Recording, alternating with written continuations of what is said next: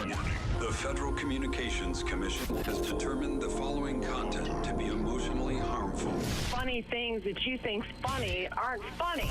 Give me cocks all the time. I want cocks all over me. The Alan Cox Show kicks ass, man. Welcome.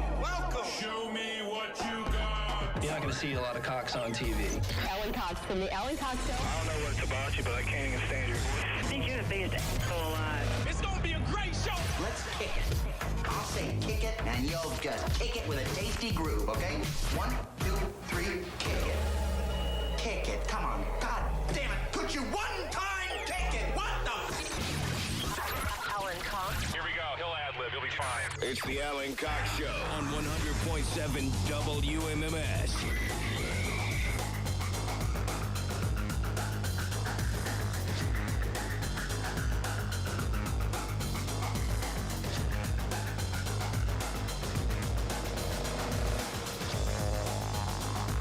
All right.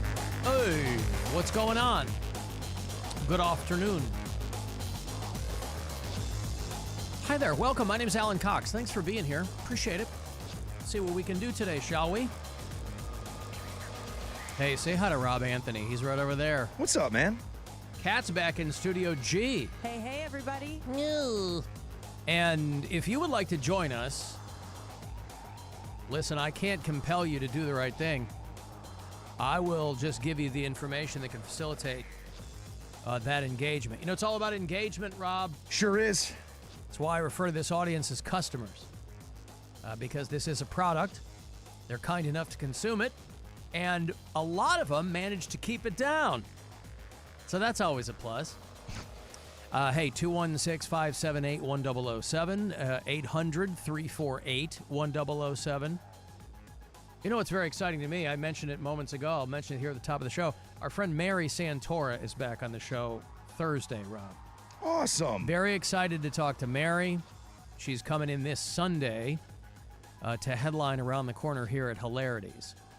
Oh, that's great. I can't wait to talk to her. Talking to her this morning. So that'll be on Thursday's show. If you want to text here, 35192, if you listen to us on the iHeartRadio app. Got that little talkback button there. I got an email from Rob. He goes, hey, is Rob going to be... Rob's the first guy I thought of. Is he going to be okay? Are you familiar with the... Oh, God. Matunuck Oyster Bar? Matunuck. Yeah. The Matunuck Oyster Bar caught on fire. They think it might be a total loss. I've talked about this restaurant on this very show. I'm looking at like an old black and white photo. So has the thing been around that long? It's been around a long time, but they've done a bunch to it, especially during COVID. They put a huge tent on it. I mean, it's just this. It's a beautiful place right on the water. This is in South Kingston, Rhode Island. Yeah, and it's that's my favorite restaurant in Rhode Island. And really? I would put it up against any restaurant that I've ever been to ever. The Matunuck Oyster Bar in South Kingston, Rhode Island is your favorite bar, or your favorite restaurant. In that state, by far. In the state of Rhode Island. Yeah. What is your favorite restaurant in the state of Wyoming? I couldn't tell you, but I'm guessing probably some type of a steakhouse or something, I would imagine, in Wyoming. Okay. But yeah, it's such a drag. I saw it on the news first thing this morning. Yeah, right where that fire started, that was when I went home the last time. That's the room we ate dinner in. Really? Yeah. It's the Matunuck Oyster Bar? Yeah. A popular New England restaurant just days away from the holiday weekend. I keep forgetting it's Memorial Day weekend. And that's just this coming weekend here. Caught fire overnight and sustained major damage. Fire broke out, and they're hoping that it won't be a total loss. But boy, it looks like it might be. Yeah. USA Today listed it as one of the top places to eat in the entirety of these United States. I'm telling you, man, it is incredible. I mean, it's expensive, but it's not like one of those, you go and you get like sticker shock when you see a bill. Mm-hmm. It's not really like that. I mean, it's expensive, but it's not over the top. The guy that owns it's a guy named Perry. He's a graduate of University of Rhode Island, loves it, and just he built this place up. He actually leases the bay part right outside of his restaurant, and he has his own oyster farm out there. So everything that you eat is like farm to table or oysters locally come out harvested. of the ground? Nope. No, the veggies and stuff is farm to table. Oh yeah, and he had oyster beds. Where do oysters come from? Are they from their mommy and daddy? The ocean? Yeah, they pull them out of the water. Their mommy and daddy oysters. Wow. Yeah. So U of Rhode Island is right in that town, yeah? What's that? Isn't University of Rhode Island in that town? It's the town over. So there's North and South Kingston. Yeah. Or Kingstown, we say, and then Kingston is the actual town itself where URI is. Is that where Sean Kingston is from? I don't believe so, based on the accents. I think there's a little difference. But I figure half those guys are putting those on.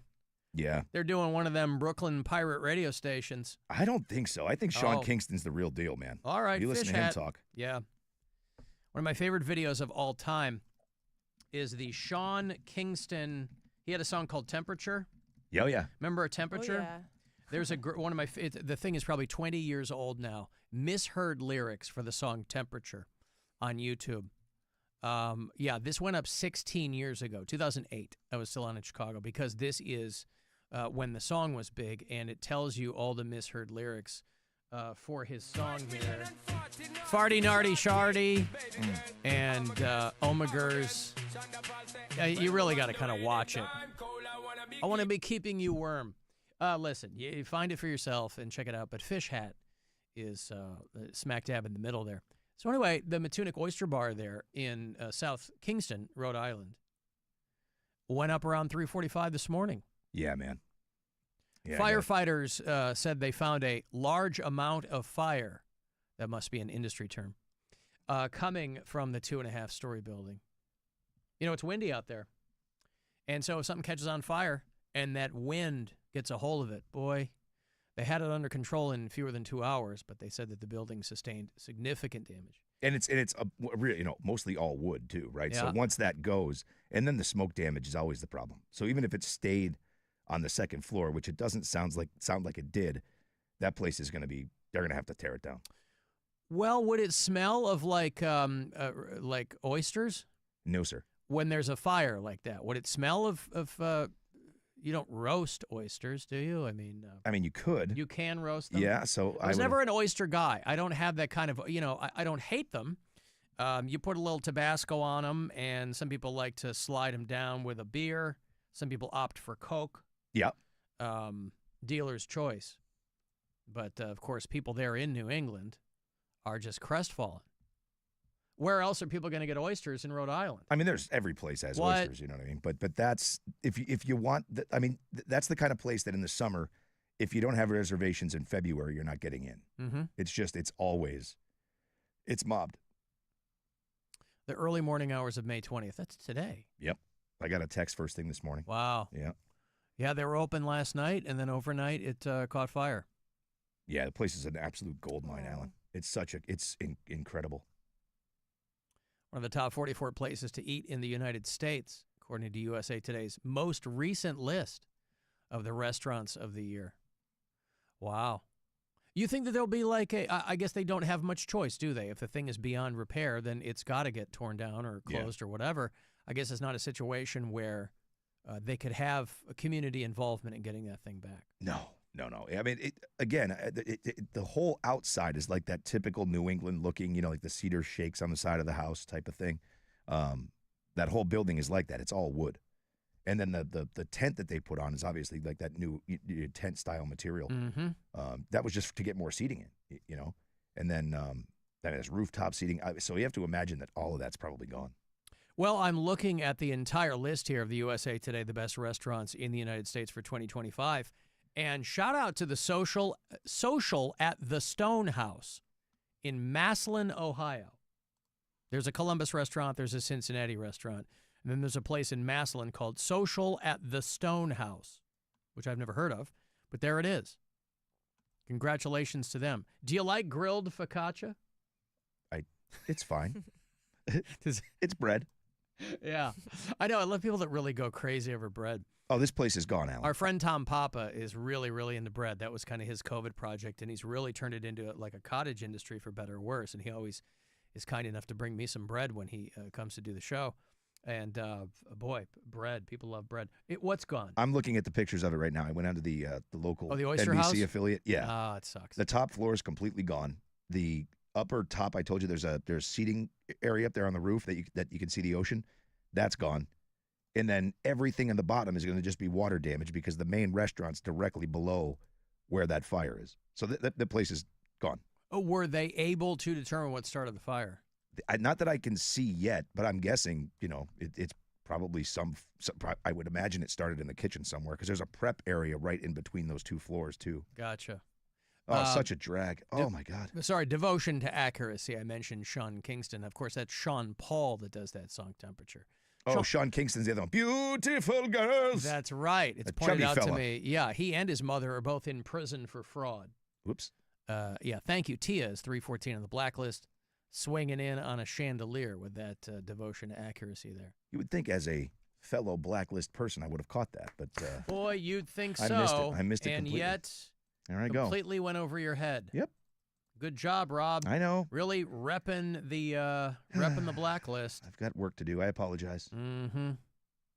Well, I bet they will forgive you. One thing I know about the people in the blacklist, they are quick to forgiveness. Well, not Tia. Boy, she'll hold a grudge. We'll find out. Boy. Okay, listen, I've got to take a break here. R.I.P. Matunuck Oyster House. Ugh. That sucks. Does. 35192, you want to send me a text? I got more money for you. 2:30 is that next keyword to grab $1,000 from the Buzzard Bookie. The Alan Cox Show. On our free iHeartRadio app and your favorite smart device. Just tell it to play the Alan Cox Show on iHeartRadio. If you need to hire, it seems like the whole process can be exhausting.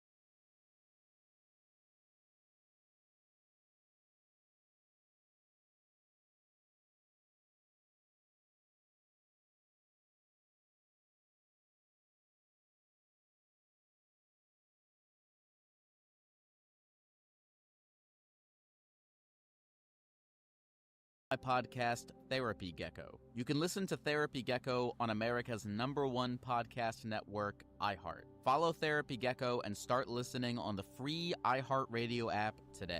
The Alan Cox Show. Alan, it says here that you call yourself one of the few gay goat farmers in the great state of Tennessee. On 100.7 WMMS.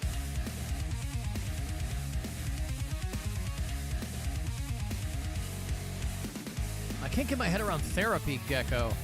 It's so weird, right?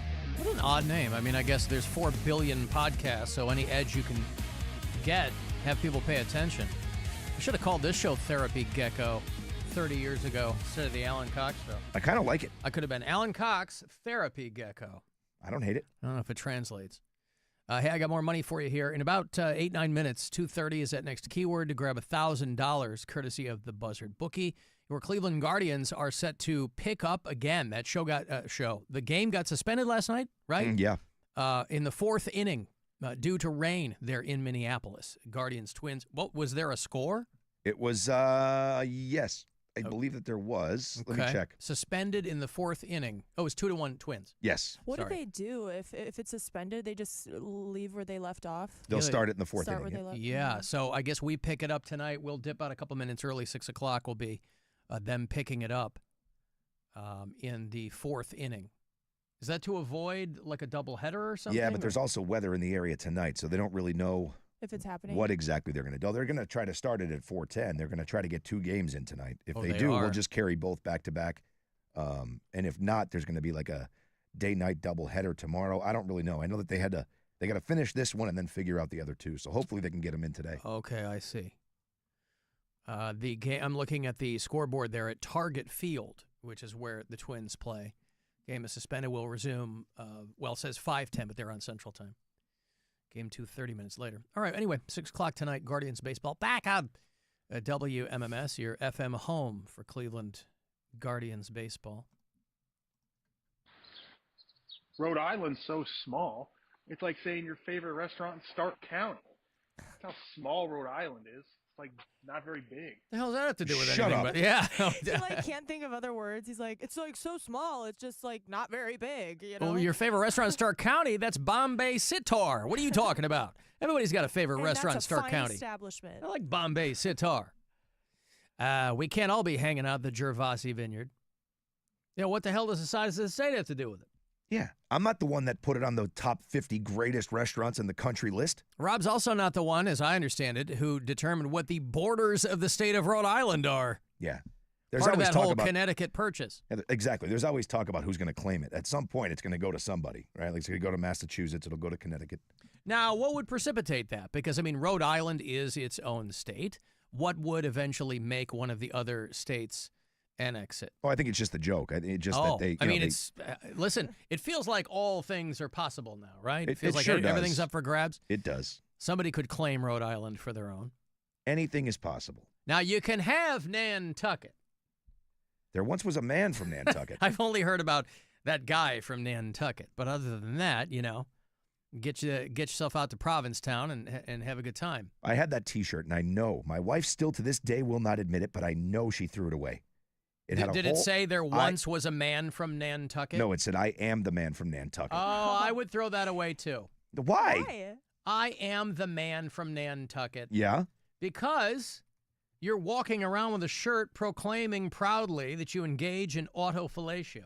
Good news, Rob. It's still available online. Nope, it's not the one I had. I had one that was perfectly broken in. There was a hole in the shoulder, and I know she threw it away. I know she did. He doesn't want to make a new one on Redbubble. He wants his shirt. I want my shirt back. Was this something that you got at like the Rhode Island State Fair or? No, Nantucket's part of Cape Cod. That's like part of Massachusetts. So I think I may have bought that on Nantucket. Oh, Nantucket is part of Massachusetts. Yeah, I guess you're right. There's two islands way out there. Right, Martha's Vineyard and Hyannis. And Nantucket. Martha's Vineyard. And go all the way out there to Race Point Beach. And there's a huge difference between the two. Martha's Vineyard and Nantucket could not be more different places, even though they're both Cape Cod Islands. And so what do people do? They take a ferry from like Falmouth to Martha's Vineyard? Or yeah. Or to Nantucket. But they're long. It takes a long time to get out to Nantucket. Martha's Vineyard's closer. But Martha's Vineyard's like where like we'd go hang out. Yo, you guys would go to Martha's Vineyard. But I'm saying like you and I would go there. Like just dudes, you know what I mean? You go to Nantucket. Well, no, wouldn't we go to Provincetown? Well, that's different. That's mainland. I'm talking out at the ocean. I mean, we were going to spend a day together, Rob, wouldn't we? If we were heading to the islands, I mean, Alan. Yes, I mean, of course, we would spend most of our time in the gay capital of the Northeast. I would pack my gold lame hot pants. Yes. And my "He's the man from Nantucket" shirt. I'm with the man from Nantucket. It's the arrow pointing. Yes. Phallically shaped arrow. Oh, God. Listen, it's mostly the province of dudes, of course, but we've all fallen prey to the dumb novelty T-shirt at some point. Oh, I love that shirt so much. I used to do a PBS television show in Pittsburgh, and it was like a political roundtable show, and I was the token liberal. And the guy who was like Pittsburgh's Rush Limbaugh at the time, this guy Fred Hansberger, who was, I mean, we couldn't have disagreed more on everything, but I loved him, and we were friends, and he passed away right before I came to Cleveland. And they would sit us like kind of next to each other before they had figured out the set where two of us were facing the other two. The very first iteration of the show is we were all sitting shoulder to shoulder. And I had a T-shirt that said, "I'm with stupid." And they had I sat next to him. And he was good-natured about it. And in retrospect, it is super, super cringy and douchey. But that's kind of who I was then. I think it's funny. Well, it's fine. There were plenty of people who did think it was funny, but your average PBS viewer did not. No, of course not. And so they got letters, but that was part of it, right? I was trying to get some attention for myself. It's the name of the game. We were in the attention economy way before all you whippersnaps. So, okay. Hyannis and the name checked, of course, in one of the Boston songs, Rock and Roll Band. Yep. Playing for a week in Hyannis. Yep. We were getting pretty good at the game. He mentions Rhode Island. He mentions Boston. Mm-hmm. Oh, yeah, man. What does he mention Rhode Island? He says we're out in Warwick. No. I gotta think of the lyric. He in says, Rock and Roll Band? Yeah. I think so. I think it's in Rock and Roll Band. Just another band out of Boston. Yeah. Dancing in the streets of Hyannis. Yeah. Playing for a week in Rhode Island. Is that there? Name checks the state. Okay. Playing for a week in Rhode Island. That's when they get signed to their big record company contract. Yep. That's how you know the song was from 1976. Guy pulls up in a limousine with a cigar and offers them a big fat record company contract. Yeah, say, I'd like to hire you guys. You guys are the best band in Boston. By far. Aerosmith, Schmerosmith. I was kind of recapping on yesterday's show, Saturday night, was the Girl Scouts daddy-daughter dance, and it was 50s themed, and it was funny because for a second I go, wait a second, I wanted to make sure I wasn't missing something because Saturday night was also prom night for Bay Village High School. Bay High School was having their prom, and this daddy-daughter dance was at the high school. I just want to make sure I had all my T's crossed and my I's dotted. I go, wait a second, what the hell's going on? Because it's also prom. Bay prom was at Brown Stadium. Really? Yeah. Wow. Now, I don't know how common that is. You know, I laugh about it because it seems, chef's kiss for Bay Village. However, I wonder, are most schools now not having prom on site? Oh, yeah. Is that like a real common thing? Like, we had prom in our gym. Really? Yeah, and I feel like that was maybe the way things were. I'm class of 89. I'm thinking maybe that's the way things were. But then proms got really hoity-toity, right? Like, they were having them at the Romo Fijo, and they're having them at Brown Stadium and crap like that. They do it up in the 500s? Something like that. Yeah, just put them way up high. Yeah, I guess so. We had ours. I was 97, and ours was offsite. I told you about that place. Chez Joseph. Oh, right. Cheesy Joe's. That's what we used to call it. I think ours was like at the Renaissance Hotel downtown. Or one I guess that makes sense. I mean, I did go to Catholic high school, so they weren't looking to do anything with it. I think they probably thought they barely wanted to do prom because they were like, these kids are going to be touching each other. You're probably right. I bet you there is something to that. Catholic high school prom. Yep. So, yeah, I wonder. I know Magnificat is all girls, but I wonder if those Catholic high schools locally had their proms on site. Probably now nobody does that anymore. That's probably really old school. Everybody probably does prom somewhere else. How big was your graduating class? I think 1,100 kids. Oh, it's still that's huge. A lot. Yeah, it was big. I thought mine was big. Yeah, it was big. Something like that. And maybe 3/4 of them went to prom. I could be full of crap too. I know it was big. It probably wasn't that big. Maybe that's the whole school. Yeah, You're probably right. Maybe I don't know. My graduating, you have to be right. It is There's Chicago. no way I mean, that there's was. Yeah, huge but city. it was Catholic schools are traditionally smaller enrollments, so you're probably right. My graduating class, I don't know how many. We'll say, I don't know, 300, 350. Well, I don't know. When you're the person in the number one graduating slot as the valedictorian, I would imagine that it's hard to know how many people are in your class. Me? Are you implying that I was the valedictorian of my high school class? I'm guessing so. Nothing could be further from the truth. Top 10. I don't even remember. I went to school with a lot of smart kids. I think I'm a relatively bright guy. Yeah. I was in the honors track and all that. That's all fine. I was no scrub. You know, I was a 3.9, whatever it was. But nerd. Well, I was. But I went to school with really smart people. Like jocks were smart. That's a real kick in the balls. Yeah. Right? It's like when they say good-looking people aren't funny. Sorry to tell you, there's a lot of good-looking people who are funny. Yeah. And that's unfair, too. Sure is. No, I was in no way valedictorian of our class. Valedictorian of my class, I think, is dead. I got to figure out how many were in my class, and I could do it by guessing, because I was like 10th from the bottom, I think. Somewhere in there. I didn't go to school. I didn't know until like 3 days before graduation if I was going to make it out. Yeah, I liked school, and I devoted myself to it, but I wasn't somebody who was like, oh, I'm going to be... I didn't care about that. I didn't care about my ranking in the class. But no, I was not valedictorian. I remember specifically coming home from school, the last days of my senior year, and I'm like, I got to be honest with you, I don't know if I'm going to be graduating. She's like, what do you mean? And I was like, well, I mean, you know, you kind of are supposed to pass all your classes to graduate, you know? And I'm like, it all depends on how I did on this English final. And I am convinced the woman passed me because they wanted me out of there. Of course. That's how a lot of kids get out of high school. Get them out. Yeah. Get them out. And they're trying to keep those state scores up. Yeah, get them out. You're fine. Like, oh, I thought you meant pass by my classes because I walked right by the door when class was going on. They spelled my name wrong on the test, and they probably still just like, get them out. Get them out. You know, a church bought Chez Joseph a couple of summers ago. Really? Yeah. I didn't know that. Oh, yeah. Yeah, no, it was this huge banquet facility. There was like 3 or 4 rooms in it, and it was that tacky, cheesy neon lights and everything you would imagine. And it was the same crappy meals for 40 years. You know, you get the lousy prime rib or the fish that tastes like a shoe. Yeah. It was just so bad. But everybody come visit our went carving there. Station. Everybody went there. Yeah. Here's money for you. Once an hour, you get a crack at one of these keywords with $1,000 from the Buzzard Bookie. Last few days to do it, but still plenty of chances to win, so I hope you do. Good luck. This is your chance to bet with the Buzzard Bookie and win $1,000 now. Enter this nationwide keyword at WMMS.com. Fun. That's fun. Enter it now at WMMS.com.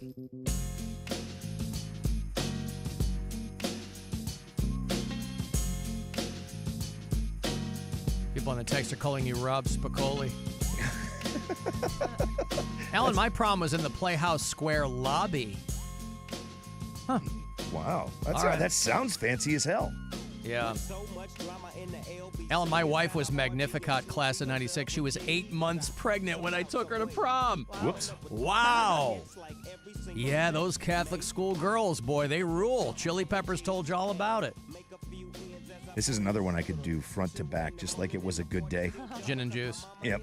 I got bitches in the living room getting it on, and they ain't leaving till 6 in the morning. So what you want to do, Ish? I got a pocket full of rubbers, and my homeboys do, too. So turn off the lights and close the door. But for what? We don't love them hoes. Yeah.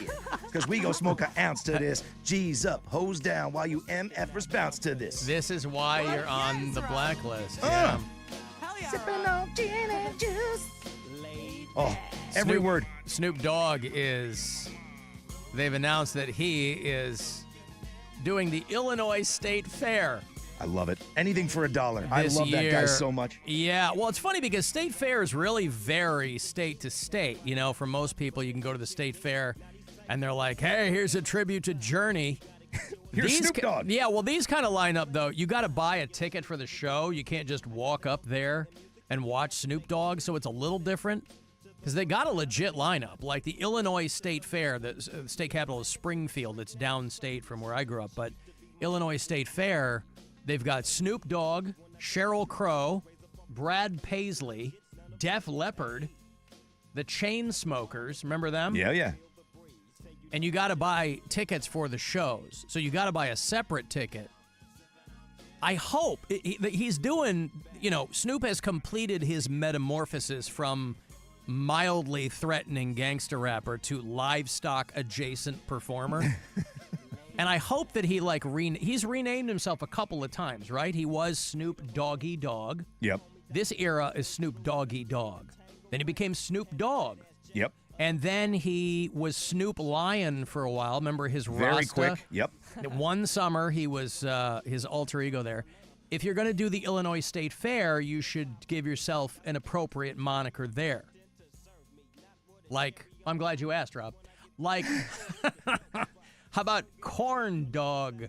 Oh, I don't like that. With 2 G's on it. Yeah. No, 2 N's. Oh. Corn Dog. How about Deep Fried Oreo? A lot of people have taken their shots at him over the years for...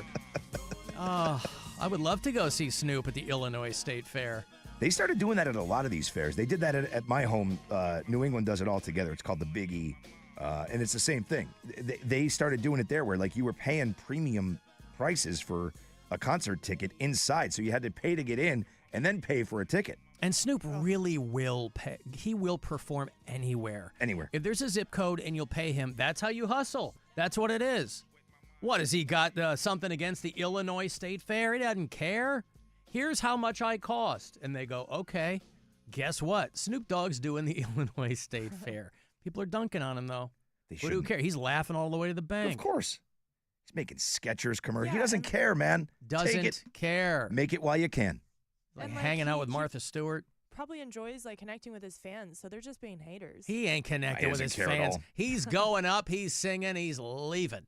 That's it. You think he's hanging out in the Springfield, Illinois? I don't even know what that county is. True. The state fairgrounds. You got to get me up out of here. Second he's done.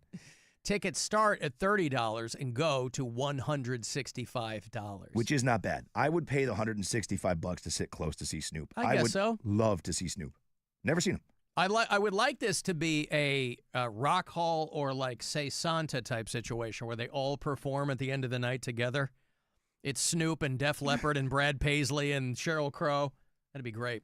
I couldn't believe how many people hit me up saying that they were grown-ass men and women and who had never been to a concert. I know. We were talking about this yesterday. People were like, we fell into the first concert conversation, and we heard from a whole bunch of people like, I'm 45, I've never been to a concert. I'm like, wow. Yeah. How has that not happened just by accident? Yeah. Like you're just walking by, hey, it's George Thorogood playing in the corner there. Hey, Alan, Rob. Listening to the podcast from yesterday. I am a 43-year-old man. I have moved all the way across the country when I was 20 years old. I have had threesomes with multiple women, and I have still never seen a concert. The closest I ever came was Stabbing Westward and Placebo at the Odeon. Wow. Okay, love you. Bye. Wait, what does the threesome thing have to do with anything? That was a humble brag is what that was. Well, it's not humble. I've done everything, including 3-ways. Right. First of all, a threesome is fundamentally with multiple women, by the way. But I don't understand what that has to do with anything. I think it was just, again. And how are you pulling chicks when you've never gone to a concert? I guess you probably left that one out. See, my bigger question is how do you closely come to seeing Stabbing Westward at the Odeon? Well, maybe sexual threesome. It doesn't make sense. Maybe as closely as you got into a threesome. That's true, I guess. But was it maybe like he was outside of the place and it was happening inside? Like, I don't understand. I don't know. He needs to elaborate on that. Congratulations on the threesomes, by the way. Yeah, well done. A sexual threesome. A buddy of mine is in that band, Stabbing Westward. My buddy Walt is the keyboard player. They're a Chicago band. It's a good band. Great band. Save Yourself was the big hit, right? Yeah. He's another guy who's been on the radio when they're not touring. He's been on for a long, long time. Oh, hey, you want to go? Speaking of Chicago, Billy Corgan has got a band called the Machines of God, and he's doing some Pumpkins tracks. He's doing some other songs. He's on the Return to Zero tour. He's got Kid Tiger in his band, by the way. Jenna Fournier is in this great Cleveland band called Knights. She's in this Billy Corgan band, so it'll be a little homecoming for her. He's got a band called Return to Dust with him. They're great, too. It's going to be a good night. It's June 25th at the House of Blues. That is a Wednesday night. Ticketmaster's got all the details for you. I will have these tickets all week. So we're going to go see Billy Corgan and the Machines of God, Deus Ex Machina. In June, caller 10. These are yours. Good luck. 216-578-1007 or 800-348-1007. The Alan Cox Show. On 100.7 WMMS. What are your best bets? I like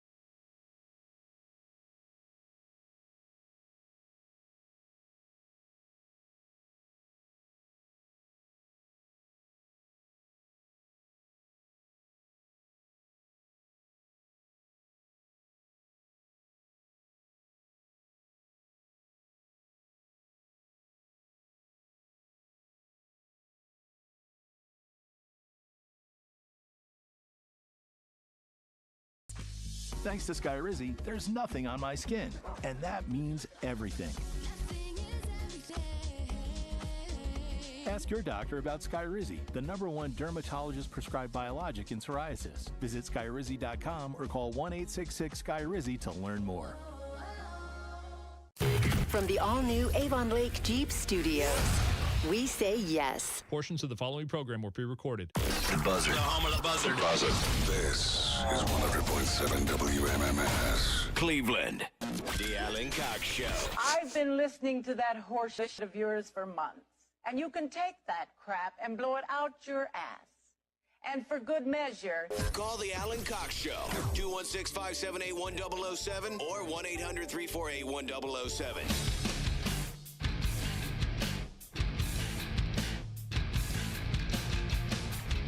$35192. Send me a text there.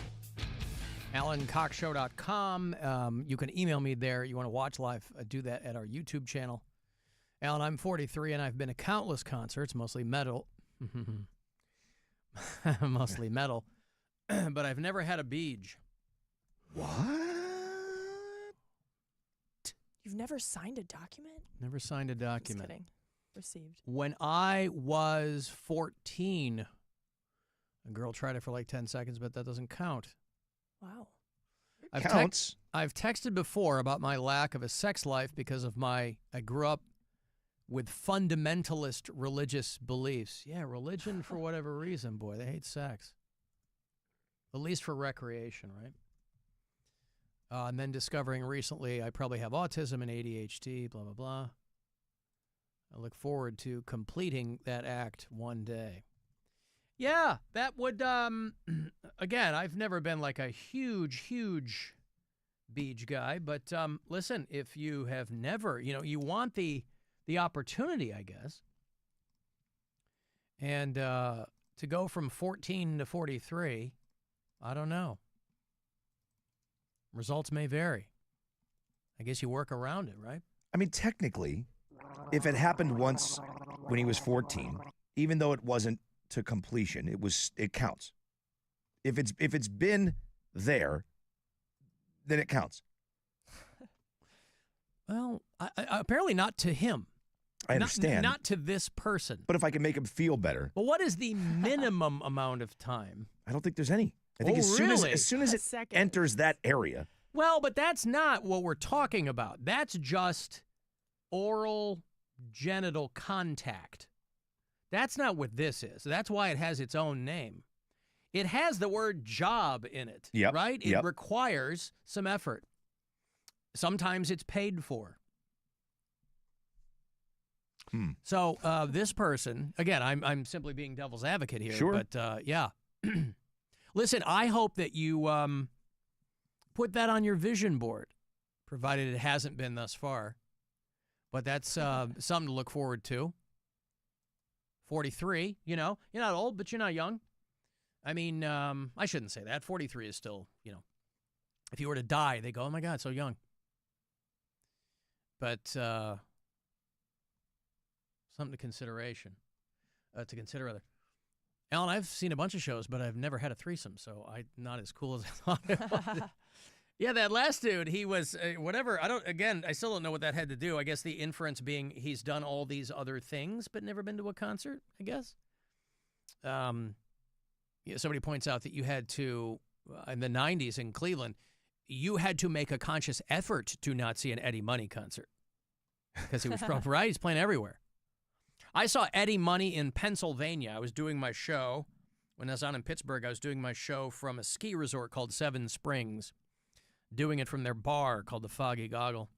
And, I'd go up there and I'd do a show and they'd set me up with a suite and all. It was great back in the day. And that night, I've told the story before, but that night, they threw me some tickets because Eddie Money was performing at their music venue.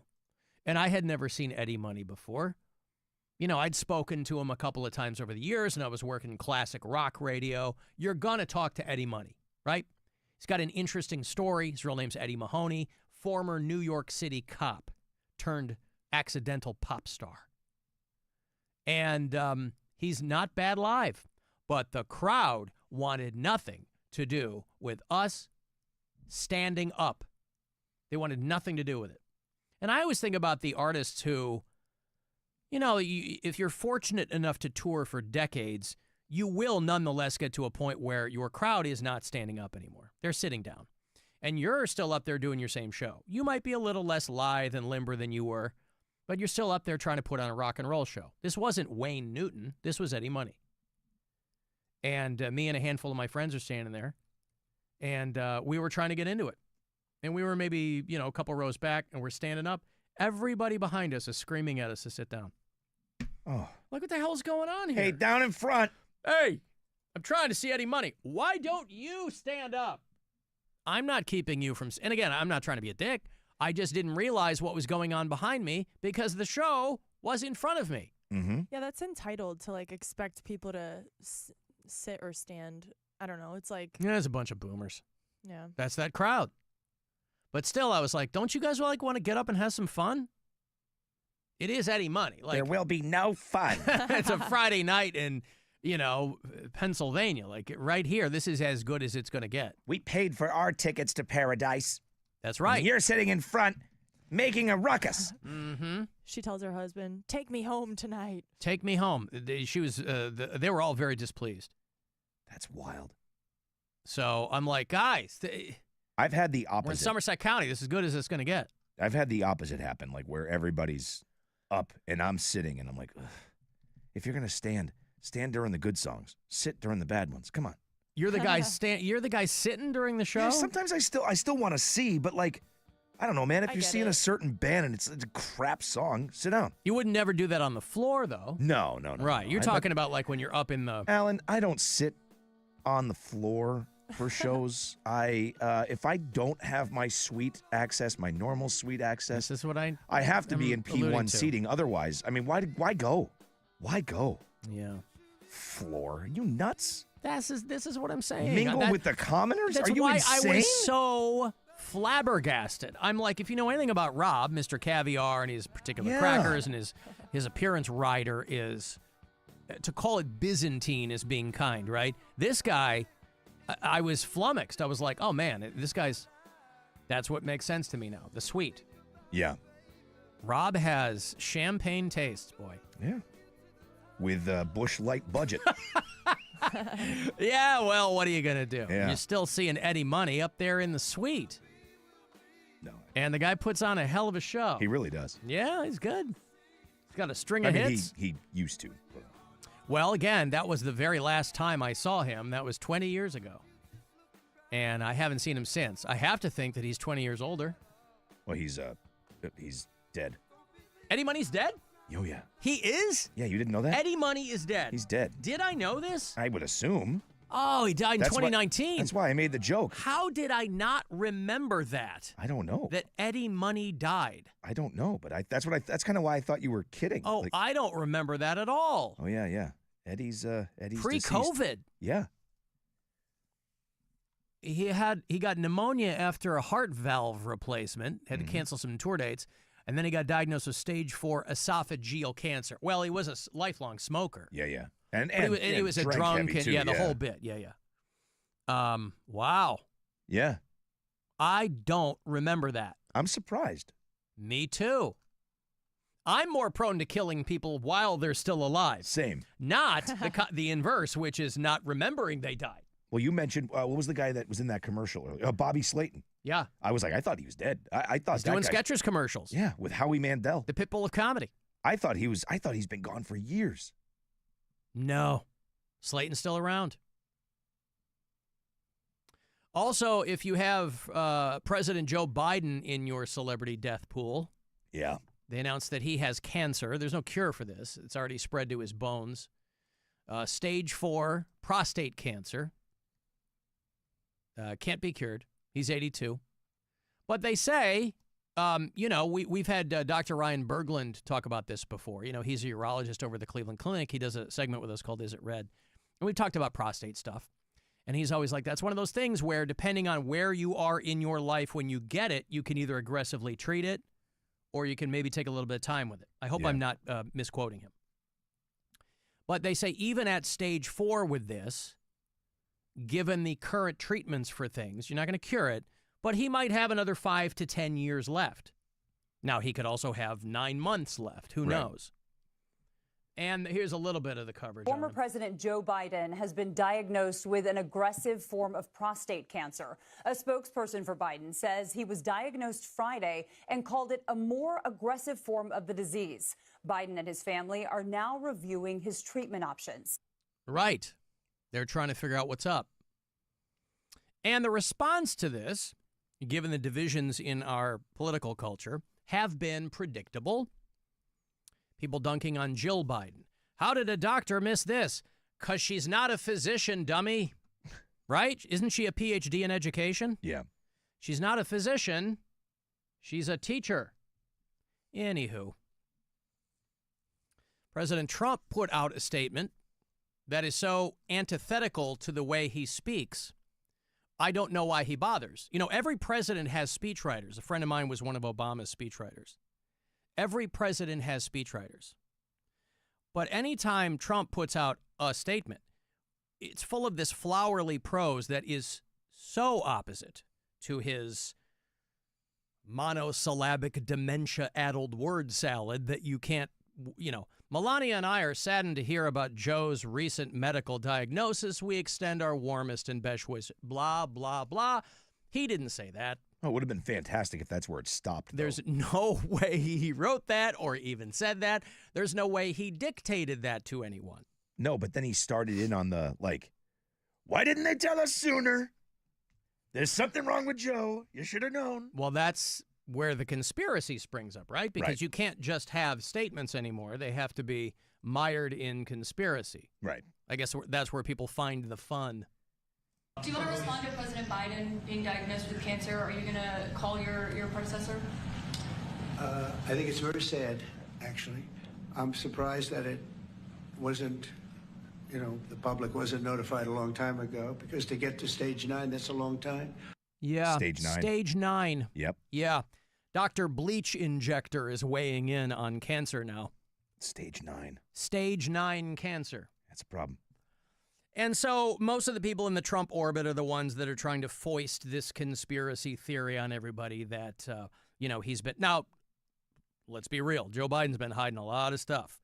But prostate cancer, who knows? Who knows? It's irrelevant now.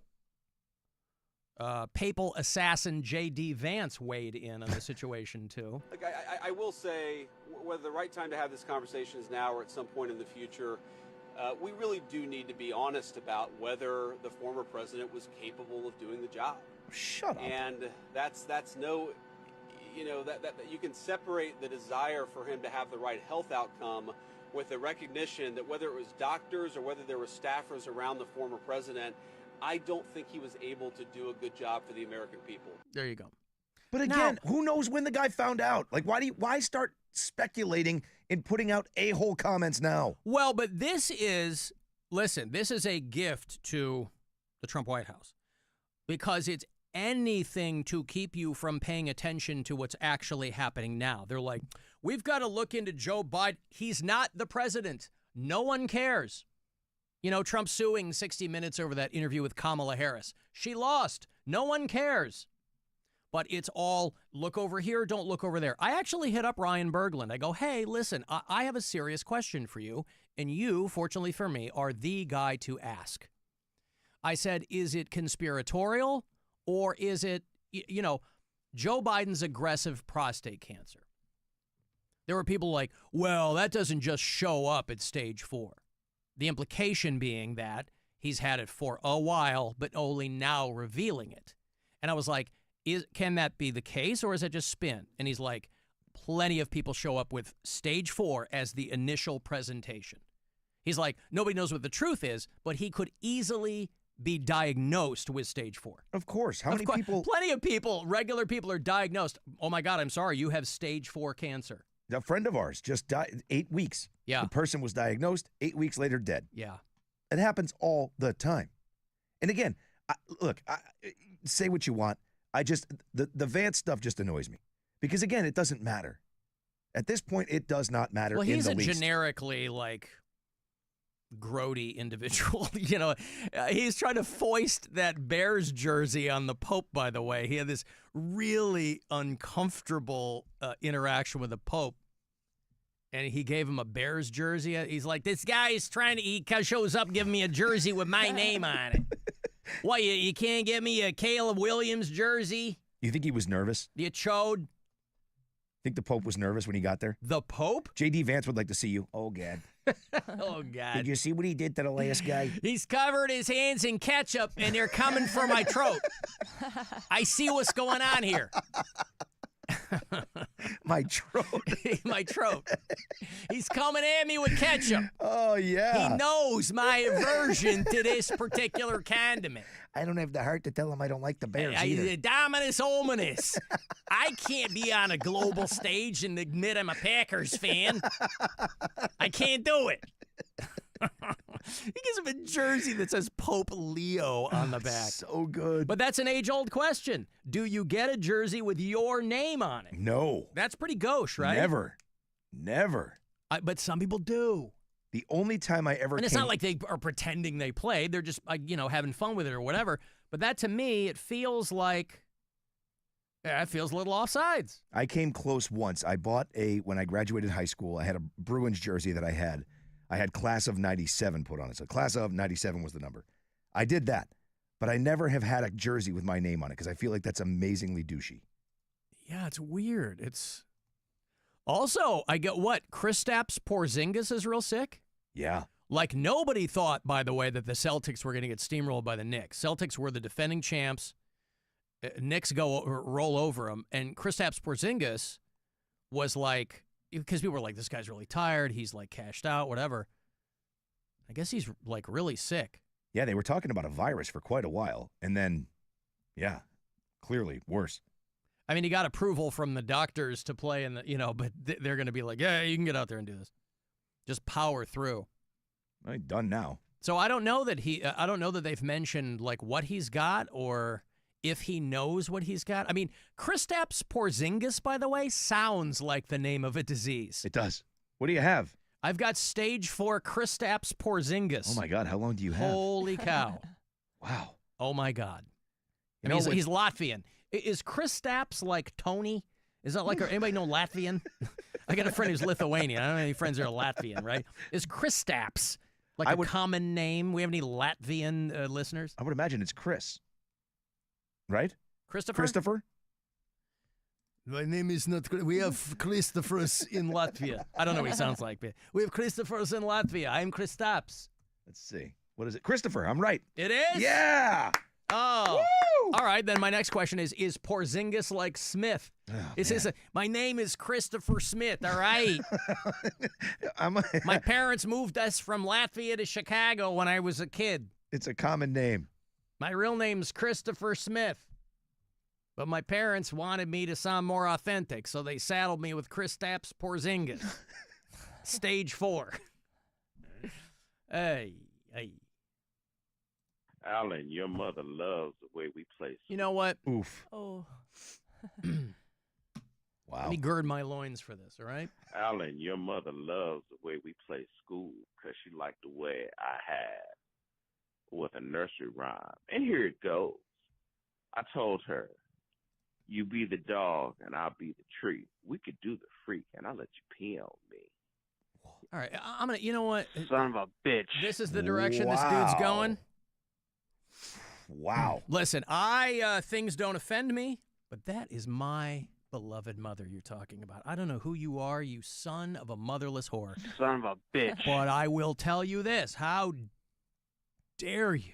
Went right to water sports. How dare you do it? Now, Jesus, that's your mom. I can neither confirm nor deny that that's anywhere in the vicinity of my mom's activities. Probably not. How dare you? Probably not, but I have no idea. How dare you? Try to keep my relationship with my mother professional. Could you imagine? Hey, Mom, just a quick question for you. I'm just curious because a guy called into the show.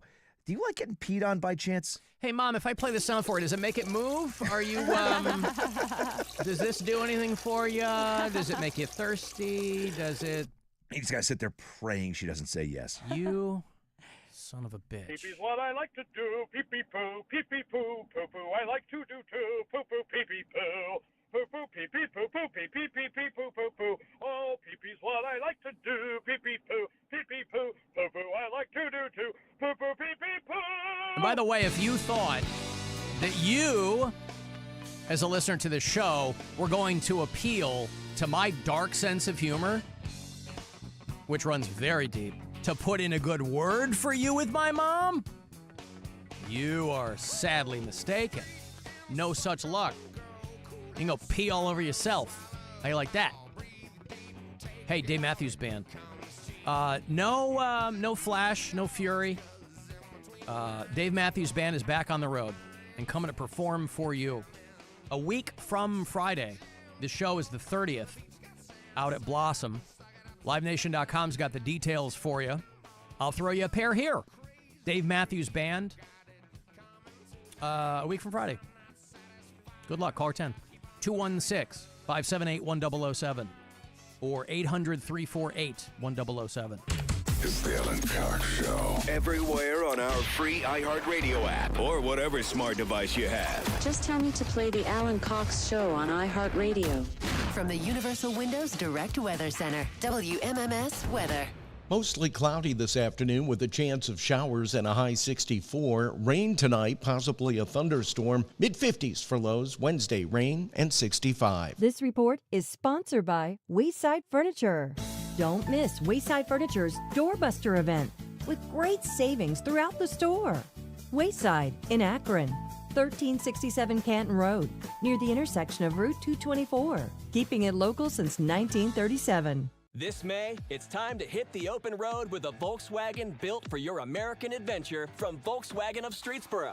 Whether you're chasing new horizons or cruising through your hometown streets, your new Volkswagen is ready to take you there. Right now, drive home a new 2025 Volkswagen Jetta, Tiguan, or Atlas with low monthly payments, financing as low as 0.9%, and receive top dollar for your trade. It's not just about the miles this May, it's about the memories you'll make in your new Volkswagen from VW of Streetsboro. Pack up the family, roll the windows down, set out for your summer's adventures, and get up to $5K over KBB for your trade.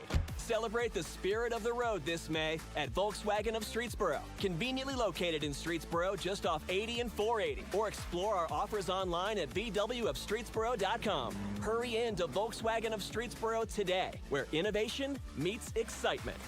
See dealer for details or call them at 330-342-7000. Expires 5/31/25. This is the story of the one. As a lineman, he does whatever it takes to keep the power on in his community. And he wants a partner like Grainger who does the same.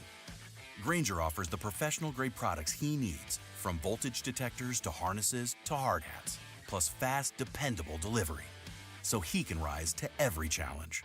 Call 1-800-GRAINGER, click Grainger.com, or just stop by. Grainger, for the ones who get it done. Buckle up for Top Thrill 2 at Cedar Point, the world's tallest and fastest triple launch coaster.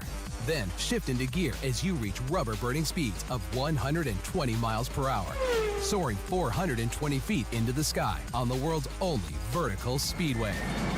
Race over to cedarpoint.com to grab your 2025 Summer Pass and get unlimited visits through Labor Day. Just 5 payments of $18 plus free parking. After initial payment plus taxes and fees. Online only. Jeff Kinsbach here with the best. Rich Klaban of Klaban Chrysler Jeep Dodge and Ram. Rich, tell us about Employee Pricing Plus. Jeff, it's simple. Take your pick and save. Got a great example? Of course. Lease a 2025 Jeep Grand Cherokee 4xE, loaded with luxury, only $489 a month, only 24 months, only $489 due at signing. 30 cents per mile, over 20,000. Experience the difference at the Klaban Auto Stores. So, I was just parking my car, and then I saw you. The Gecko. Huge fan. I'm always honored to meet fans out in the wild. The honor is mine. I just love being able to file a claim in under 2 minutes with the Geico app. Well, the Geico app is top-notch. I know you get asked this all the time, but could you sign it? Sign what? The app? Yeah, sure. Oh, that means so much. Oh, it rubbed off the screen when I touched it. Could you sign it again? Anything to help, I suppose. You're the best. Get more than just savings. Get more with Geico. Going on. Prices keep going up these days. It feels like being on an elevator that only goes up. Going up. But not at Metro. We're pushing the down button. Going down. We've lowered prices. Get one line of 5G data for $40, period. That's 20% lower. And you get a free 5G phone when you bring your number. Only at Metro. 5-year guarantee on eligible plans. Exclusions apply. See website for details. Not available at Metro with T-Mobile in the past 6 months. Tax applies.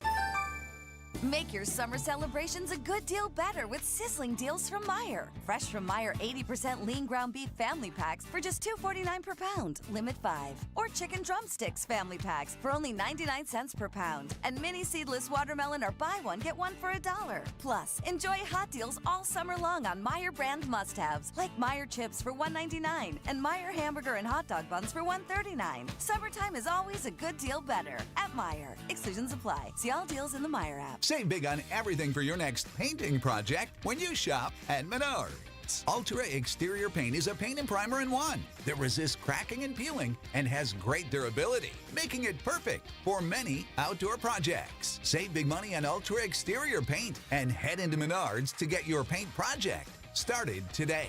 Plus, check out our weekly flyer on Menards.com for more great deals happening this week. Save big money at Menards. Hear that?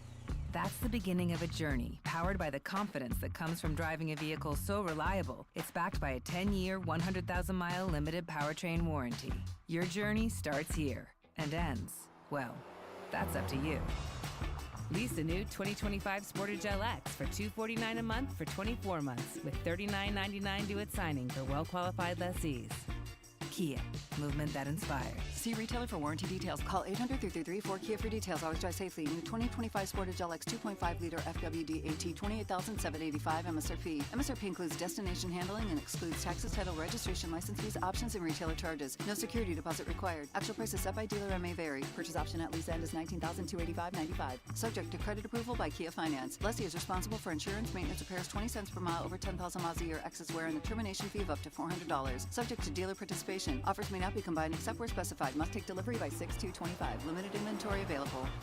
Have you tried hands-free Skechers slip-ins yet? Because if you haven't, you're missing out on technology that changes how you think about shoes. First, these are not just regular slip-on shoes. They're not just a pair of loafers without laces. But what makes them different is the technology inside that lets you just step into them. There's a built-in hidden shoe horn that slides your foot in, so they look, feel, and wear just like a pair of shoes you're used to. Except you don't have to bend down, struggle to put them on, or touch them. Try them at a Skechers store, Skechers.com,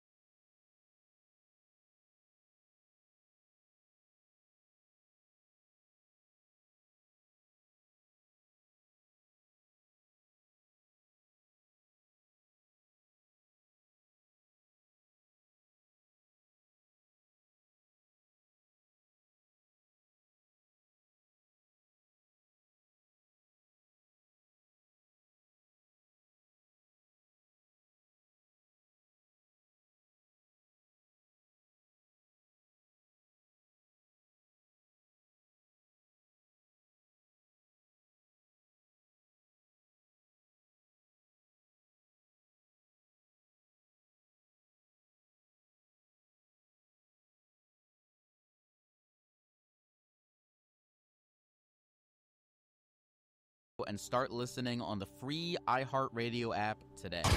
Are you trying to make us all uncomfortable? Alan Cox. It's gross, it's weird, it's not right, it's not cool. And there's plenty more where that came from. Back to the Alan Cox Show on 100.7 WMMS. Ladies and gentlemen of the class of 97, wear sunscreen. If I could offer you only one tip for the future, sunscreen would be it. The long-term benefits of sunscreen have been proved by scientists, whereas the rest of my advice has no basis more reliable than my own meandering experience. Was Bobby Gaylor the guy that does the voice, the speaking? Bobby Gaylor was like a voice actor and a comedian, and he had a really weird novelty. He had Baz Luhrmann, the director and sometimes composer, did this song called Everybody's Free to Wear Sunscreen. And the guy was Bobby Gaylor. He did voices, a show called Phineas and Ferb that my older kids loved. He did some voices on that. But man, this was like a mild hit on alternative radio back in the day when I was working. It was called, wear a sunscreen. And I don't know that anything ever came of it past that one summer when everybody was, I guess that would have been 97. Repping the class of 97, baby. Yeah. It's like one of our graduation weekends here on the Buzzard. I'm working on it. What are we doing that for Memorial Day weekend? Yeah, all of it. Oh, good. So it'll be... you should play that. I will. Class of 97. If I want to bore everyone. I know. It's a big, long I'm spoken... just joking. Which, you're right, though. It's a big, long spoken word thing. We've got... we'll start at Friday at 10 with Dan, and then we'll go right through midnight on Monday night, or 11:59 Monday night. Well, I was reminded of that song. My brain is a bottomless pit of useless knowledge, and so I immediately thought of that song because I was reading a story this morning that 75% of sunscreens don't work. Why is that not surprising? Yeah, I was going to say, I don't know that anything really works anymore, but they did a big, the Environmental Working Group, or the EUG, did tests on 2,200 sunscreens using a variety of criteria, and they said 3 in 4 fail to deliver safe and effective protection. You know, sunscreen obviously is a much bigger deal now than it was when I was a kid. I don't know if that's just a function of changing climate. Probably not. That's not really the first thing in people's brains. I think it was probably there were way more available. You know, when we were kids, it was just copper tone and what was the Hawaiian Tropic? Yeah, stuff would just make you white. Yeah, right. Total white. That's why I can't. And so when I was a kid, I don't remember one. Now, granted, we didn't ever go anywhere, but I don't ever remember my parents applying sunscreen to me once. And now you slather your kids. I mean, I put it on myself. You know, we were in Florida for a week. I put it on myself. I don't slather myself because it takes a lot for me to burn. But I also am trying to be smart about it. I'm trying to be a good example for my kid. But it's like, I can't believe my mom doesn't have skin cancer.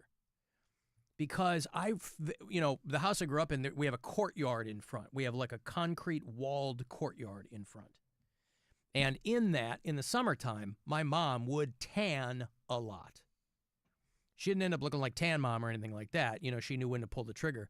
But I remember my mom being outside in the courtyard, and she would want me to put the sunscreen on. Now, this is bringing up a whole new level of trauma for you, isn't it?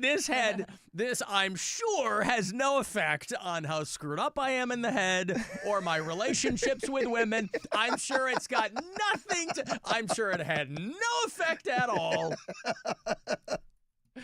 I'm simply saying, I make myself a note to bring that up to my shrink. Hey, Alan, you missed a spot.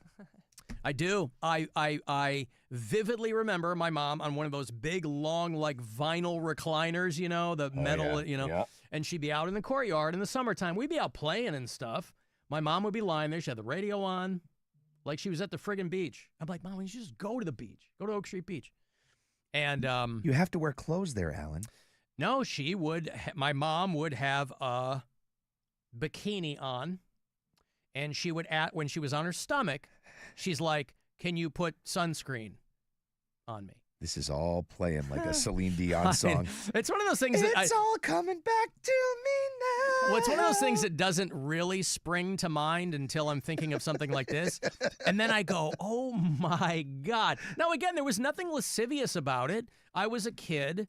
It wasn't even anything that struck me as odd. Saying it out loud, I'm sure is odd. And I'm sure maybe something happened. Who knows? But that's all I remember of sunscreen when I was a kid. But 3 and 4 of them, according to this group that studied about 2,200 of them, they don't work. Well, the rumor for us always was anything above SPF 30 was a waste because it didn't do anything. Well, but here's the rub, if you pardon the pun. The things that protect you from UV rays have a lot of chemicals in them. How do you think they block that stuff? Right. They're full of chemicals. And so they're like, oh, natural sunscreens, which you understand, you understand the notion of wanting to use things like that. Nobody wants to encase themselves in chemicals like friggin' Goldfinger. But they're like, yeah, but the chemicals damage your skin cells. Minerals and things like that. I should be better with it. I never do it. Oxybenzone is an endocrine. Take 2. Oxybenzone is an endocrine. Take 3. Oxybenzone is an endocrine disruptor. Isn't that what you said the first 2 times? No, I couldn't get endocrine out. I don't know why. I was trying to put an extra R in Sounded there. the same to me each Endocrine disruptor. So, for a long time they were like, well, we're trying to find marine life safe sunscreen. But it's a series of trade-offs with anything else, right? You want natural stuff. Yeah, go ahead and rub leaves all over your body. Ain't going to do anything. But in all fairness, marine life, I mean, there's a lot of ocean, dude. But it's all dying. But even if you ever see one of those sea floor bottom trawlers? They just destroy the ocean floor because the fish don't generate as quickly. We're overfishing, and so they have these sea floor bottom trawlers that just completely dredge up whatever's on the floor, and whatever fish they get, some of it's fish they want, some of it's marine life they don't want, some of it goes back in the ocean. But it's so big. Of course. It's impossible to, I don't know, man. They say we don't know anything about 85% of this planet. Because of the water. I wish that we would focus more on that than trying to go elsewhere. I think it would be so cool to really explore what's here instead of leaving. Going up, let's go down. Didn't NASA start off as an ocean exploration company, and then they switched? They were like, nah, screw this. I don't know. I'm pretty sure I don't know. It's possible. I mean, but I would love to find out more about what's here instead of what's elsewhere. I personally agree, especially the ocean. I mean, yeah, it's there's literal aliens sort of in there, but it's pretty cool. I mean, there are arms of NASA that deal with oceanography. So they're not only going up, but they have, marine biologists and things like that. I saw one of them pulled a golf ball out of a whale's blowhole one time at the beach. Damn Kramer. It was a Titleist as soon as the guy pulled it out. But yeah, so I don't know what you're supposed to do with this information, but knowledge is power. They said that there are a handful of sunscreens that do work, and they have a list of them here, but only 1/4 of the sunscreens on store shelves are safe and effective.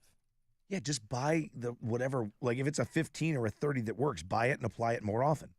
That's all. Yeah, but it is pretty wild, when I talk about this thing with my mom when I was younger. It's like I was practically putting friggin' Crisco on her. You know what I mean? Oh, my God. And it probably wasn't even sunscreen. It was just bronzer or something, trying to get her more tan. I don't know if it was that, because she was never, real dark. She's just tan. When I tan, I hang on to it for a long time. Same. So I can be out in the sun doing yard work most of the day, and I'll be tan through the 4th of July, But I pretty much have this beautiful olive skin, Alan. Same. And that, that holds color. Yes, you've got that Italian Portuguese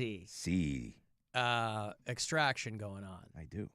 I couldn't be more white. We're Irish. I'm curious. I'm surprised you don't burn. I don't know how I got my complexion because all my siblings are pale. Oh my God, could it be Oh, my God. Uh-oh. My dear departed father, I don't ever want to consider it. I was the firstborn. Oh, my goodness. Do you look like your siblings? Maybe there were... Yes. Okay, well, you're fine. Maybe there was somebody else on that Army base. Last thing I'm ever going to do is call my mother's fidelity into question for anything other than comedic purposes. Maybe future black stepdad. There's more to it. Oh, you mean he's literally from the future? Maybe it's a reunion. Woof. What if it's a reunion? Alan, that EWG group is notorious for pushing bad science. You can safely ignore most of their crap. Is that true? All right. Science is a liar sometimes. Yeah, but I don't know you. You want me to believe you? Random texter? Alan, you are describing my childhood. Listen, maybe I should create a support group for young men who had to slather their moms. Right? What would I call?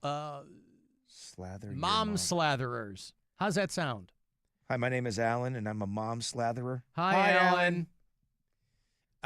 Yeah, no, listen. I don't know that affected me in any way, Rob. I'm sure when you close your eyes and think about it later, you'll remember some stuff. Oh, boy. Yeah, I possibly will, but... You just have to hope like you didn't get a boner. That's the only thing. I didn't get a boner. You don't know. I wasn't I know every boner I've ever gotten. No, I have one you right. don't. I have one right now. I do. Rob, It's a bold claim. I keep a very diligent boner log. But is it all right? odd what we're talking about? 3:31, Tuesday, May 20th. Talking to Rob and Kat. Major Rod under the board. Come on. Hey, I've got money here for you. It is $1,000. If that doesn't make it move, I don't know what will. I hope you win. Last few days to grab the grand from the Buzzard bookie, so good luck. This is your chance to bet with the Buzzard bookie and win $1,000 now. Enter this nationwide keyword at WMMS.com. Win. That's win. Enter it now at WMMS.com. Kimberly in Illyria. Haven't we, as a species, destroyed enough of our world? Let's leave the oceans and seas alone. Well, yeah, I mean, there's two things can be true. I mean, there are new explorations and new things being discovered and innovated every single day. Again, we are not going to innovate ourselves out of climate change. We're all going away eventually, and I think that's probably for the best, big picture. But I take your point, Kimberly.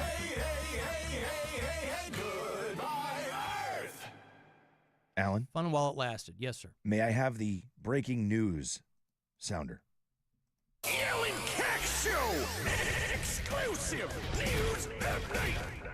Both Cleveland Guardians games for this evening have been canceled. Oh, boy. Due to rain. They will begin tomorrow, 12:10, resuming Monday night's game. They will play their second game immediately after, and they will make up today's game at 1:10 on Saturday, September 20th. Wow, they're just stacking up games, aren't they? That's all they can do. September 20th. I'll make myself a note here. September 20th. I'm going to be at Riot Fest. I can't, okay. I guess it doesn't really affect me, but... Okay, so no Guardians baseball tonight live from Target Field there in Minneapolis. You will be treated to the full Corey Roddick experience. I'll tell you what, man. The more Corey Roddick around these parts, hell yeah, the better. I love his stories, man. I absolutely love when he starts talking about like, oh yeah, I played with this dude in this band, and I got to be best friends with the drum tech, and it's like all these deep, rock and roll stories that I simply don't have. He's like a behind the music version of Kat. You know when Kat goes, yeah, I sliced a guy's penis one time in medical school. She's got all these like little kind of side anecdotes. That's Corey Roddick. Yeah. Corey just gets deep into the weeds on it, which I think is funny as hell. Yeah, because he doesn't even have to dig for him. No, it's just right there. Right there. Top of mind. Yep. Right there in the mind grapes. Very few people make me laugh as much as he does. Rob, I'm right here. I don't mean Jesus like Christ. that. I'm talking personally, I'm the Mr. Allen. other side of the monitor. Well, people can see how much I laugh when I'm in here. I hear it all the time. Yeah, because you All imagine do me is laugh. I'm talking like, in yeah, Corey it's funny. Roddick's voice. That's also very true. It's the only way I get through these shows. Like, oh, thank God. Oh, yeah. He's living vicariously. Rob's headphones have innovative technology that translate my voice into Corey Roddick's dulcet tones. All right, fine. Hey, as you prepare for summer, as you process the bad news that you've been screwing yourself with sunscreen for the better part of your life, I was also reading about how they are doing a massive recall of Igloo coolers because they keep amputating people's fingers. Oh, my God. Saw that. There's a design flaw in over 1 million Igloo 90-quart flip and tow rolling coolers. I've got one of these. They've received reports of 26 fingertip amputations, which is a band we would normally play on 2 hours to midnight, our Saturday night metal show, with me, the aforementioned Corey Roddick, and Pat Butler, but we're off this Saturday night. 26 fingertip amputations, bone fractures, and slashes. Now, listen, on the upside is you got a cooler full of ice right there to take your finger to the ER. True. It could be a hell of a lot worse. Imagine that. Yeah, there's some design flaw with when you lift the lid up, your finger gets caught, and people have had the tips of their fingers amputated by the Igloo cooler. Boy, that'll kill your cookout. Of when they were taking the carrots to the Cybertruck, like to see if the trunk would also do that, and it was also like able to cut through a carrot, aka also a finger. Well, here's the thing. I don't know if this is true or if it's been tested or if it's just an old wives' tale. But somebody said one time that biting through your finger is insofar as applying the pressure required, that you could bite through your finger as easily as a baby carrot. It's just that your pain receptors and your brain keeps you from doing it.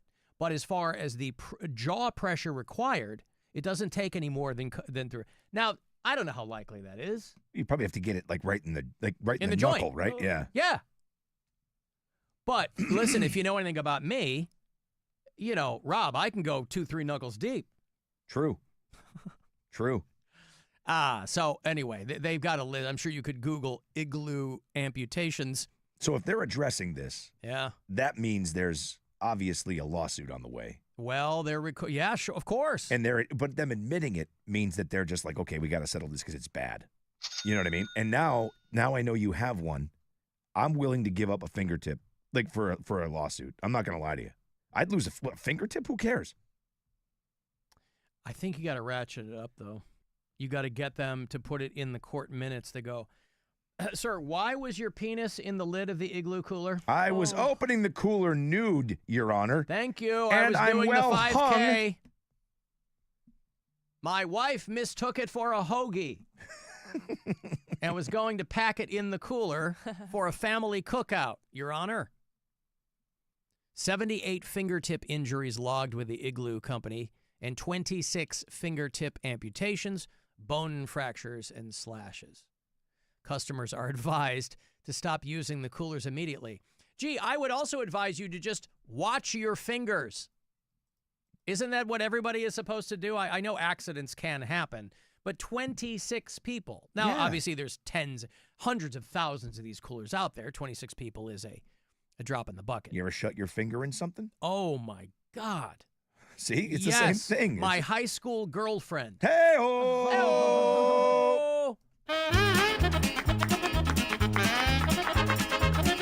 Take that, Corey Roddick.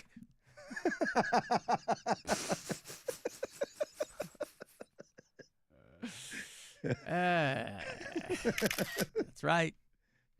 No, yeah, well, it hurts. Yeah, that's what I'm saying. So an accident, 26 people out of all of those isn't that bad. Yeah. Crazy thing is, 26 finger amputations, same guy. I don't even know how the math works on that. You kept putting it back on. Yes. You just showed up with a couple of stumps. Can you do it? I did it again. Hey, can you help me get this bottle cap off? Oh, God, here's Bob again. All I have left are my teeth. Oh, man, now I kind of want to. How much you think they'll get for it? Like, like $1 million? For the tip of your finger, you got 9 more. Still. No. 500 grand. These class action suits, 26 people when there's hundreds of thousands of models out there. But they're addressing it. But I think because once they put a recall out, I mean, I don't think that they retroactively, they go, hey, listen, fine, file something. Go ahead. Tell you what, send us a bubble envelope with the tip of the finger in question, because all they have to say is, how do we know that's how you lost your finger? How do we know that you cut your fingertip off? I'll make sure it's on video. Cooler? Yeah. I'll be like, hey, Alan, can you pass me a beer? Pixar, it didn't happen. Yeah. Yeah. We were playing just the finger tip. I got to be honest, man. Like 100 grand, I think I'd take a tip off. Really? Yeah. $100,000 to lose a fingertip? All right already. You can still do everything. Well. I don't know if I'd do a thumb for 100 grand. I'd do a finger, tip of a finger. Sure. Well, technically a thumb's not a finger. But you need the still thumb. in the right. Yeah, you need the thumb. You need that thing. Well, yeah, I like to hitchhike. Well, and, I got other extracurricular activities. Yeah, I like to fish hook the missus. Hey-oh. All right. I've got to take a break. If you want to send me a text, 35192. I'll have those Coheed and Mastodon tickets for you shortly. They're on the Infinite Arc Tour, June 1. Not far out, but you got to go to Youngstown to see them. That'll be closer to 410. Watch the show on our YouTube channel and listen anywhere on the iHeartRadio app. The Alan Cox Show on 100.7 WMMS. What are your best bets? I like the under. Pick the money line. Stay away from this one. Always bet on Buzzard. I like that bet. I think that's a smart move. With the Buzzard Bookie, get an earful of MMS.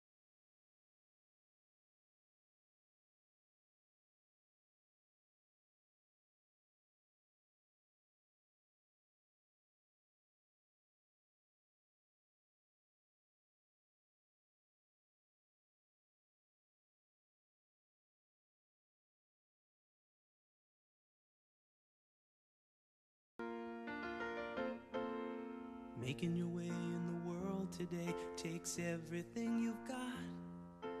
Taking a break from all your worries sure would help a lot. Wouldn't you like to get away? Sometimes You see the sad news? No. George Wendt has passed away. Oh, no. Normie. Yeah. Oh, man. 76 years old, the pride of Chicago, Illinois. Jason Sudeikis' his uncle, too, I think, by marriage.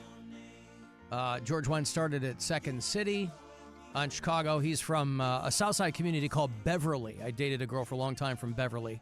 A lot of cops down there, a lot of Irish. George Wendt. I'm actually almost done with a book I recommended to Stansbury. It's called Directed by James Burrows, and it's his autobiography. Jimmy Burrows is the guy the very famous director and writer. He directed Cheers and Will and Grace and the Mary Tyler Moore Show. That's how he got his start. And Frasier, and I mean, he's just one of these home run hitters in Hollywood. And his autobiography is called Directed by James Burrows. And I just got done with the huge Cheers chunk before he moved on to Friends, and then subsequently Will and Grace. But George Wendt dies at 76 years old. I mean, he wasn't the epitome of health, but... He was not, no. That's a drag, man. It's not even on Wikipedia yet. Like, hey, you're breaking news. Yeah, I shot a video with George Wendt. The year that I got back to Chicago to work is the season that the Bears went back to the Super Bowl. Unfortunately, they had Rex Grossman in the QB position. Remember that? Yeah. So they got stomped in the actual Super Bowl, but they hadn't gone back in, 20 years. And there was like this, I don't remember, it was Chicago Chamber of Commerce. I don't remember what it was, but they were putting together this kind of updated version of the Super Bowl Shuffle with some local luminaries. And George Wendt and I had the same shooting day, and so he and I shot that day. But he was a little prickly, but I mean, he was great, and I was so happy to meet him. I'd never met him before, and this might surprise you. He had never met me. I doubt that he was equally as enthused, but... See, I was going to say, I assume he's a very nice guy. He was great. No, he's very, very nice. He had one of my favorite quotes in a TV show ever, and it was when he was on Cheers. And Woody asked him, what are you up to, Normie? And he sits down and he says, my ideal body weight if I was 11 feet tall. Yeah. It's just such a great line. Always had great lines in that show. Oh, that's such a drag. I didn't So there realize. will probably be somebody, you can stream Cheers, probably on Peacock or something, but I'm sure that one of these like HD side channels, that does nostalgia TV will probably have Cheers marathon or something. He died in his sleep at home. That's the way to go. George Wendt. The headline says 76, but the body of the story says 77. Started with Second City in the 1970s. He was one of the super fans. Yeah. Wouldn't be there without him. It was Robert Smigel. It was, who were the other? It was Farley. Chris Farley. Yep. And, Smigel. What's the guy who George did Austin Wendt, Powers? And Mike Myers. Mike Myers. Yeah. Da Bears. The best was Farley shaking. Da Bears up, Bears up, Bears up, Bears up, Bears up, Bears up. Pretending he was choking on a T-bone. Yep. But George Wendt was in a ton of movies. He was Sam, the guy on the beach in the first Fletch. He's just sitting there. Remember that? Yeah, I do now. Yeah. I would not have thought of that. He was in Fletch. He was in Gung Ho. Gung Ho, I remember. He was in a movie that scared the piss out of me when I was a kid called Dreamscape. Anybody remember that? 1984. It was Dennis Quaid was a guy who could go into people's dreams. And George Wendt was in that, but the thing was scary. And again, it was all like stop motion animation rather. And this kid was having a dream about this snake man, and I was like 12, and it really flipped me out. But I love Dreamscape. That movie probably doesn't hold up at all, but George Wendt was in that. I hate to say it, but Cheers really doesn't hold up either. Oh, really? I tried to rewatch it. Really? Yeah, no. Wow, that surprises me because I've gone back to Cheers. I mean, like, over the past couple of years, like, Frasier has become one of my kind of comfort shows. Yeah. I'll pull the curtain back a bit. I'm really, really bummed out because I got hit up yesterday and they said, do you want to have Kelsey Grammer on the show? And I said, I absolutely want to have Kelsey Grammer on the show. He could only do it tomorrow morning. Or no, I'm sorry. He could only do it Thursday morning when I'm going to be at Sheetz in Wadsworth. Oh, boy. Now, I'm happy to be there. I'm looking forward to it. It's just bad timing. Timing is tough. But I would have really liked having Kelsey Grammer on the show. Yeah, it's just weird. Like the show, I don't know. It didn't, maybe it just didn't catch me. I started with the first season and started to go, and I was like, man, it's just not as funny as I remember. You Michael Jackson fans remember George Wendt in the Black or White video. He was Macaulay Culkin's dad. Yep. Remember that? Yeah. He was the grumpy guy in the Black or White video. Tells him to turn it down. Turn it down. Jason Sudeikis, the only son of one of George Wendt's 6 sisters. Oh, so not by marriage. I thought he was a nephew by marriage. Okay. The only other actors in every episode of Cheers were Ted Danson and Rhea Perlman. And George Wendt. Got nominated for a bunch of times, but I don't think he ever won. He lost out to the guy that played Schneider on One Day at a Time, and then he lost out to John Larroquette for Night Court, and then he lost out to Woody Harrelson for Cheers. But, yeah, George Wendt was a funny dude, one of 9 kids there on the south side of Chicago. And dead at 77. Now, coming full circle, he went to a Catholic high school for boys in Prairie du Chien, Wisconsin. Remember we were talking about that yesterday because the Dick's Insider grocery card? Yep. That's Prairie du Chien, Wisconsin. And then George went to Notre Dame, but he got expelled with a 0.0 GPA. 0.0. As a junior. Boy, they just want your money. They wait until you're a junior. All right, we're only going to give you 3 years to get. All you got to do is get a 0.1. Get a 0.1. 0. Couldn't do it. 0.0. He said he basically quit and didn't tell Notre Dame. I never went to class. But then he went to another college. He got a BA in economics. It all worked out. Yeah. I mean, as I recall, the only other television character I remember who went to college was B.A. Baracus.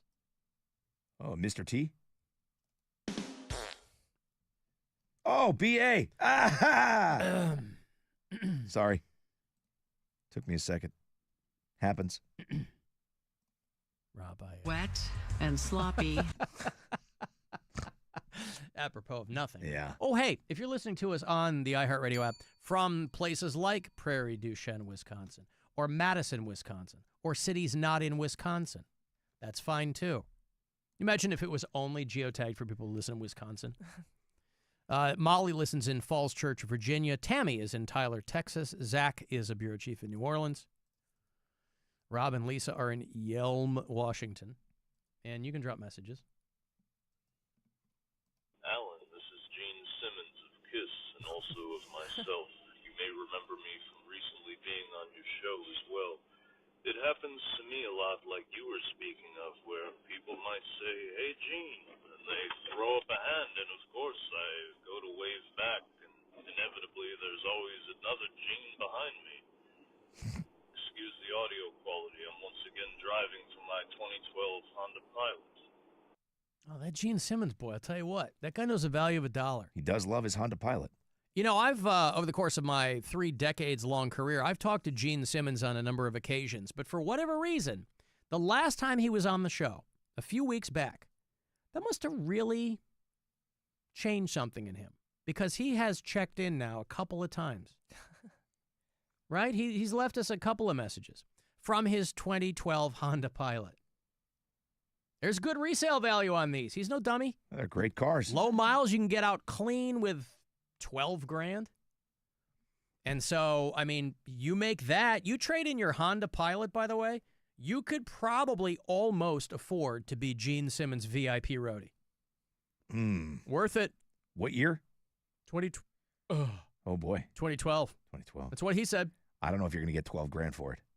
I mean, you got low You miles. can get halfway there, maybe $7,000-8,000. Really? Then again, the way freaking used cars are right now. This is what I'm saying. You could be right. There was a Carvana trailer in my neighborhood hauling somebody off, dropping it off at the vending machine. So, yes, I think maybe we did break the news on George Wendt, Rob. That's twice today. Yep. Broke the news on the Guardians being completely rained out and postponed. Yeah. And the passing of the great George Wendt. And devotion to accuracy, I read the email I got from Jim Rosenhaus, and he was giving us Central Time. So everything will start tomorrow at 1, not at noon. Ah. So my apologies. Oh, because he's in Minneapolis. Right. Gotcha. And they are on Damn Central time change. Yeah, well, keep an eye on that stuff. Alan, I saw George Wendt on Broadway 17 years ago as Edna Turnblad in Hairspray. Oh, boy. Oh, good for you. He was in Seinfeld. George Wendt was in Seinfeld. It's a dog-eat-dog world, and I'm wearing milk-bone underwear. That's another normie line, right? Yeah, he had a lot. There was a ton of them. That was just my favorite one. What's up, Norm? My nipples. It's cold out. Yeah, there was a million. Well, and here's the problem, too, and it was pretty well known that he was kind of a victim of his own success for a while, that the reason that sometimes he'd be real prickly is that everywhere he went, people yelled Norm at him. Yep. And that had to get old real fast. Real fast. Yeah, but, I mean, at the end of the day, man. You know what I mean? Like, at the end of the day, you've spent all day long people yelling Norm at you. Yeah, but it's still like, I mean, dude, you're known because people dig it. You know, like, okay, you're typecast. It happened. Yeah. There's people like that are beloved. Like, everybody's going to look at, I don't know, Michael Richards and call him Kramer. There's certain characters are just going to be forever that way.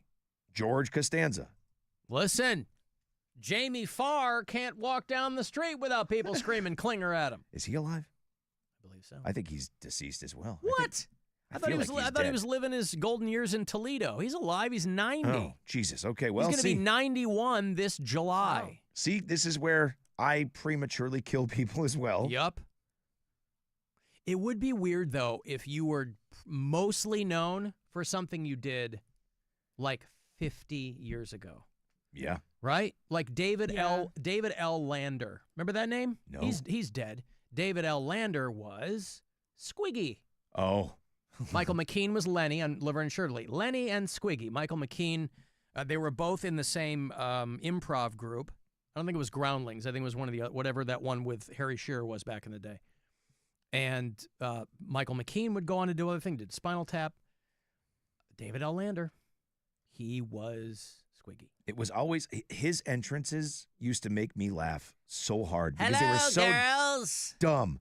They'd be like, it was because they'd always be talking about something and then he would enter. They'd be like, oh, God, could you believe that smell? And the door would, hello. And it was perfect every single time. You know what I mean? Hello, girls. Hello. Boy, today's a really Alan and Rob old guy day. Contemporary references, It really yeah. is old guy day. Well, he had MS, too. Like David L. Lander, he would still show up on things. And I don't know if that's what... yeah, he died. Complications of multiple sclerosis. He died, like, during the first year of COVID. That couldn't have helped. But, yeah, he was Andrew Squiggy Squigman. Oh, my gosh. Yeah. Hello, guys. Hello. But yeah, to be, Jamie Farr's Klinger. Who was the other guy? Gary Berghoff as Radar. He was the one guy they brought over from the movie. So I guess it's like being a band with one hit. Better than no hits. Right. George Wendt got to be Norm. Well, that's my point. Like, you can't be too pissed off if people yell Norm all the time. It's just sort of, okay, that's who you are. Congratulations, you're known for that. Right. I mean, everywhere. You think of somebody like Wayne Knight. Yeah, some people are going to go, hello, Newman. Some people are going to do that. But some people are also going to go like, Jurassic Park, right? Yeah. See, I would bet most people know him as Newman, though, right? Yeah, hello, Newman. Hello, Newman. Every time he goes into like a checkout. Poor guy's just trying to buy a pack of gum.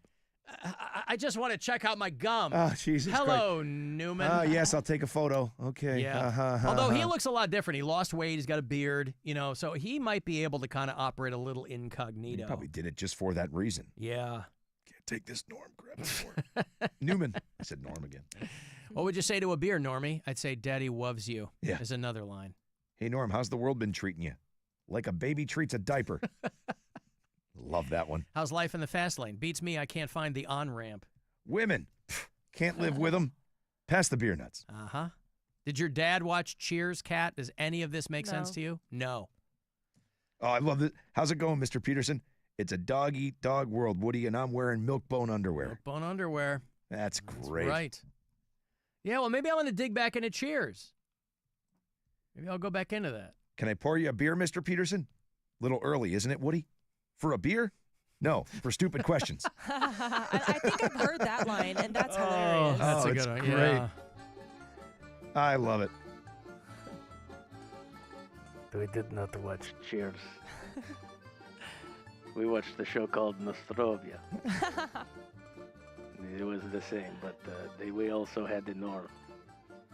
People who would walk in and say, "Hey, Norm, I need to hold his head down." Say, "How about the borscht?" He'd say, "I'm wearing the milk bone underwear because my clothes got stolen. No milk with bone underwear for me. It's too early to ask stupid questions." Like what question? Have you eaten in the last week? Stupid question. Just borscht. No, that's fun. All right, well, R.I.P. George Wendt. That is a drag. Hadn't thought of him in a very long time, but now that I know he's dead, I'm sad. People are also throwing this breaking news with somebody said Bill Belichick and Jennifer Hudson are engaged. Now, that is breaking news if he's engaged to Jennifer Hudson from American Idol and Jordan Hudson. Yeah. No, I heard that she had been telling people that. That's the latest. It doesn't rise to the level of a scandal, obviously. But Jordan Hudson is going around telling people that she's engaged to Bill Belichick. And boy, if you want to make sure that Bill Belichick doesn't pop the question. Because why would he? Why would he? See, I think he's not going. Why? Now would he doubles down because now he doubles down. That is really? so Bill Belichick. Just to show the haters? Absolutely. You go that far? I mean, I guess the guy's got maybe 15 more years anyway. We're on to the next thing. I just decided that that was it. I mean, he's not going to see her turn 40. And why would you? I mean, am I right? Oh, am I right? Okay. Yeah, that's all I saw is that she is telling people that they are engaged. I haven't seen any confirmation that he has said yes. I like the headline, though. Bill Belichick was always in control, and then he met his girlfriend, Jordan Hudson. Yeah, he was in control of football players. Right. Not a 24-year-old girl. Right. What 75-year-old guy is going to control a 24-year-old woman? No guy. Yeah. He's being controlled by something else. Well, anyway, engagement rumors are swirling. How about that? Good for him. Talk about a womp womp. Even if that does get confirmed, people are just going to be like, okay. Yeah, congrats. Cool, Yeah. congrats. All right, cool. Next. Where are you registered? Imagine if they had a registry. That'd be so great. Bed Bath & Beyond. Those are gone. Be online, right? All right, Macy's. How about that? You do that? Macy's, that make you happy? Yeah. Yeah, we're registered at Cabela's. She's not too happy about it, but what are you going to do? You know, Carhartt. I was thinking about it. And I decided that we really should go with the Dyson vacuum, so we're on to the next one. I'll tell you, it's a quality product. Quality product. Yes. Unlike Jordan Hudson. Never lose a suction run. Hey-oh! I don't know anything about her, and that's a terrible, terrible thing to say about another human being. So, hey, listen, I wish nothing but luck for those two crazy kids. Right off into the sunset. They want to go see Coheed and Cambria and Mastodon, all three bands. They're co-headlining that Infinite Arc tour. Great band opening, by the way, called Periphery, if you're not hip to them. It's not far off. It is Sunday, June 1. You got to go to Youngstown. It's at the Foundation Amphitheater there. The show is part of Live Nation's Ticket to Summer. That is just one of many, many shows. You can get tickets for only $30. Go to livenation.com/ticket to summer. You'll see the full list of shows there. I will throw you this pair, Coheed and Mastodon. Be a good show, boy. Out in Youngstown. Caller 10. Good luck. 216-578-1007 or 800-348-1007. It's the Alan Cox Show. On our free iHeartRadio app and your favorite smart device. Just tell it to play the Alan Cox Show. On iHeartRadio. From the Mr. Hero Taste You Crave Weather Center. WMMS weather. Showers and thunderstorms likely tonight, down to 54. More showers and thunderstorms tomorrow, getting up to 64.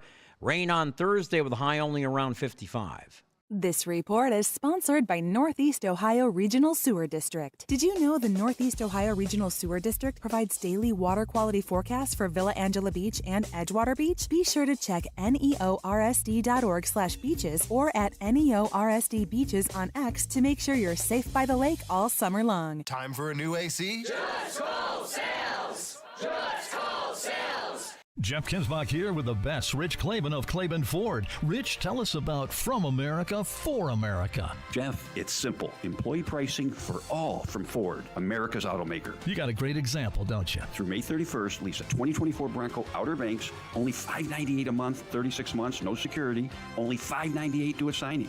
25 cents per mile over 36,000, excludes tax and registration. Simple and straightforward. Experience the difference at Claiborne.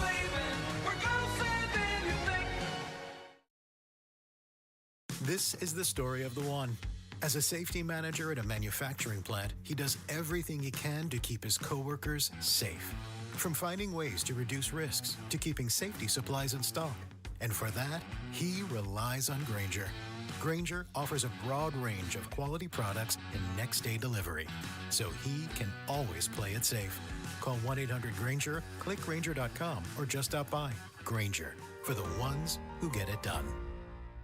Hey there, it's Alan for Northeast Factory Direct. The weather is moving in a positive direction more consistently, and that means that it's time to be out in the patio or the deck or whatever. And you don't have to have one more season with old, worn-out furniture or, by the way, ordering something and then waiting weeks for it to show up. Northeast Factory Direct has a huge selection at all their locations of high-end patio furniture in stock and ready to go. So not only will you find something you love, you're going to have it delivered quickly, right? Whether you're looking for dining sets or fire pits or outdoor furniture, all of it. Not flimsy stuff, solid items built to last. And they cut out the middleman at Northeast Factory Direct, so they beat the big box stores in price every time. So if you're having a lot of barbecues or parties or whatever it is, holiday weekend coming up, you could conceivably get yourself some new stuff as quickly as this weekend. All 4 locations throughout Northeast Ohio are going to have something you are looking for the backyard to get set up nice. West 140th in Cleveland, East Side in Euclid. They're in Macedonia and North Canton. Or you can browse the patio section online at northeastfactorydirect.com. This May, it's time to hit the open road with a Volkswagen.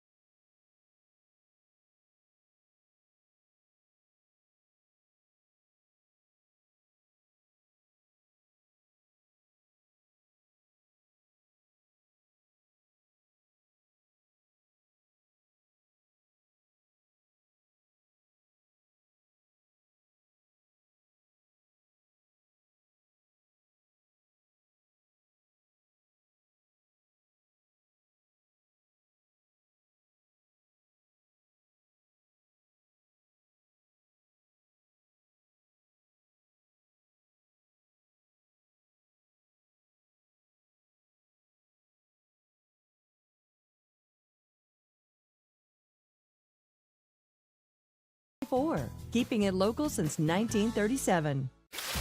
iHeartRadio's got you covered for the summer. Hit play on the perfect summer playlist like Summer Classics. Road tripping with commercial-free stations like 70s Rock Ride.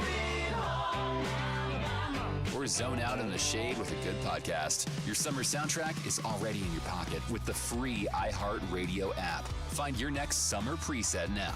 iHeartRadio. I met Alan. Did you? I gave him marijuana. Oh, great. The Alan Cox Show on 100.7 WMMS.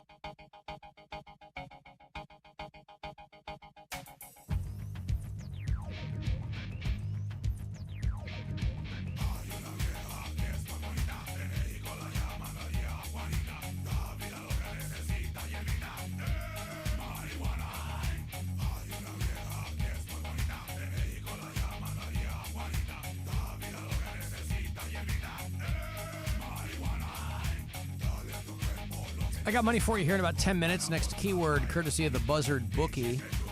Second to last chance to win today. I heard Stansbury talking about how they're going to put a drive-through dispensary in the Steelyard. Oh, boy.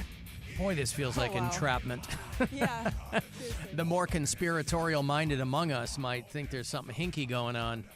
You know, it was only a few weeks ago where the rest of the nation learned what we in Northeast Ohio already know. The Steelyard Walmart is, in fact, terrible. There was some website that listed the 10 worst grocery store locations in the entire country. And the Steelyard Walmart, long the butt of local jokes. You know, that was my grocery store when I first moved to Cleveland 15 years ago. I lived in Tremont. And I would go down the hill to the Steelyard Walmart. There wasn't the Aldi there yet, just Walmart. And so, yeah, everybody, you know, its reputation is well earned. And think of how bad the other ones are. The Steelyard Walmart, for all the slings and arrows it's borne, just made the list. It just squeaked in at number 10. So the rest of the country learned. They did a broad-based study of 3,000 individual grocery store locations in 100 cities. And Steelyard Walmart was the 10th worst individual location. Actually, the third worst Walmart. The other two in St. Paul, Minnesota, and Milwaukee, Wisconsin. Anyway, the Kroger in Columbus is worse. The Giant Eagle on Cedar Avenue there in Pittsburgh, that's pretty bad. I used to go in there. I live right up the street from that. It's 318 Cedar Ave. Giant Eagle, when I had my divorce apartment, Rob, I'd go up there. I used to still rent movies at the Eagle Video. I'd get in there, and I'd be like, where'd all the porno go? He goes, this a family establishment, jag off. So that Giant Eagle was that bad? I go, my terrible tall's all crusty. I came in here, you were going to rent me Color and Night. Where's that Lou Diamond Phillips movie we were talking about? By the way, I'm going to be at the Sheets in Wadsworth on Thursday morning. A little Pittsburgh in there for that, for Sheets. What did you say? I'm sorry.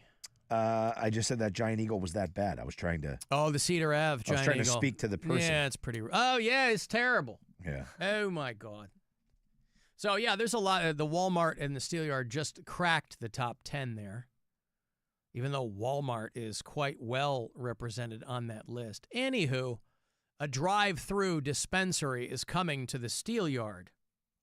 You know, they've built up a lot of stuff. Now, as far as getting the munchies, this is perfect because I think they still, inexplicably, I think their IHOP and Applebee's are still open in the Steelyard.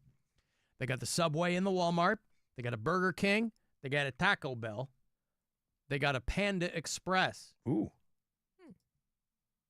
They got, people still keep building car washes. There's car washes every 10 feet in this town. I assume those are some kind of front. But okay, I watch Breaking Bad. I got to be honest, the whole drive-through thing is new to me being new to Ohio. I've never seen that in my life. Like, you Well, can 'cause you drive guys through and got- buy booze. You got blue laws in Massachusetts and stuff, right? New England, Yeah. a lot of blue laws. That's what we have in Pennsylvania.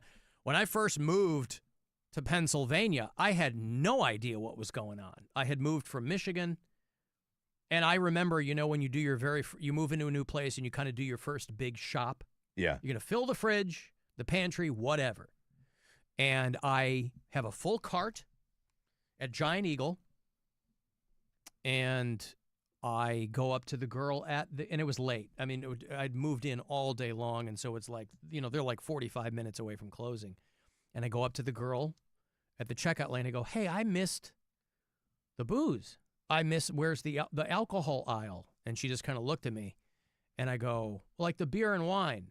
And she's like, what? I go, wine, red, sometimes white. Yeah. And she goes, oh, you got to go to a state store or Beer World. And I go, what fresh hell is this? Now, again, it's not like I had just moved in and I'm like, I'll have something in the fridge in the way of alcohol. Anyway, that's how Pennsylvania. Now, I think it has changed in that time. But when I was there in the early aughts, you had to go to a beer distributorship. So you had to go to a Beer World. That's where you got your beer. And they weren't open on Sundays. So if you were prepping for the football game on Sunday, they were packed on Saturday. Yep. You had to buy 6-packs from a bar, and you couldn't do that before noon on Sunday. And you had to go to a state store, liquor control board store. At least to it's get everything controlled. else. That's good. Like, that's one thing I like about Ohio when it comes to that stuff, because it's a wild west in Massachusetts. Illinois, we could get like Yukon Jack behind the counter at the 7-Eleven. Yeah, it wasn't like that. I mean, they finally have started selling beer and wine in grocery stores. I think they Mass. do that now in Pennsylvania, but back then they did not. Yeah, no, but the crazy thing was we had to go to. They had to be dragged kicking and screaming into the 21st century. Oh, I think that's most places. They call them package stores. Yeah, that's where packy comes from. Obviously, all the nonsense you always hear from New Englanders. Go to the packy. That's what it is. So they only would sell beer, wine, and spirits in package stores. Now they're all individually owned, so there's no regulating it. So, like the whiskey craze right now, you could go in and they could straight face charge you $500 for a bottle of whatever. No big deal. Rhode Island's the same way. They're all independently owned. So it is the Wild West when it comes to boozes. Boozes? Booze. Boozes. I think that's the right? plural Yeah, of all right, booze. Yeah. all right. I mean, the singular is boo. Boo. No, Illinois, Michigan. Michigan's got party stores. When I go home, I'll be going home in a couple of weeks to see my family. You just go to the liquor store. You just go there's beer, wine, booze, all of it there. Yeah. Get your chips. Get your salsas. Dude, I got to get to the packy before they close, dude. Tomorrow they're closed. Yeah. They close at 9, kid. Get on the car. Let's go.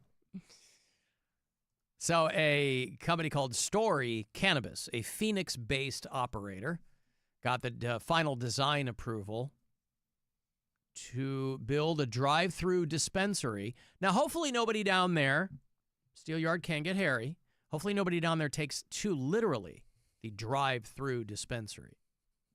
Drive-through in the designated area for driving through, offering both medicinal and recreational marijuana. Right down there in the Steelyard. And everybody can make their jokes. We're no different. But still, that's a pretty wild way to go down there. I mean, I think they're just looking for people to down in the Steelyard, like, I don't know if there's like one overseeing body that deals with the Steelyard with that giant parcel of land there, the City Planning Commission. I don't know who oversees it. But it's so willy-nilly down there. They're just like pot store, Burlington Coat Factory, Walmart, They're just putting things in. Home Depot. That was my Home Depot for a long time. North side of Steelyard Commons, across from the Key Bank and the Panda Express. 2,600 square foot building. They'll have 35 parking spots. This drive-through, why do you need any? And then they'll have their drive-through lane. It's the 6th location in the state for this company. They're already on Brook Park off of 480. but it'll be the first drive-through in the city. So this is really their pilot program, and it's pretty genius. They're taking something that could be fraught with problems and putting it in an area that's already fraught with problems and going, hey, let's just double down. We're not going to put this in Beechwood. Let's put it in the Steelyard Commons. I guess it's no different, though, than just a beer drive-through, right? If you're going to drink and drive, you're going to smoke and drive. What's the difference? Yep. Well, yeah, and there are more liquor stores, like in inner cities. I know there's been like studies that show that. So yeah, it's not a coincidence. Food deserts. Yep. Smoke weed every day. Mm-hmm. Not the first drive-through in Cuyahoga County, though. There's one in South Euclid that opened last summer. That at the time was getting their share of attention. They're like, the drive-through weed store, what'll they think of next? It was even, it was even weird to me that they sell beer and stuff in convenience stores. Like, it just seems like it's just begging for an issue. Well, that's called freedom, Rob. True. It's true. That's called freedom. When I know nothing about that and being a New Englander. So. Massachusetts. Yeah. Money here, $1,000, courtesy of the Buzzard Bookie. It's your second to last keyword that you will get today, and then we'll start it all over again tomorrow morning with RMG.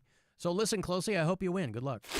This is your chance to bet with the Buzzard Bookie and win $1,000 now. Enter this nationwide keyword at WMMS.com. Happy. That's happy. Enter it now at WMMS.com. It ain't easy being a kid.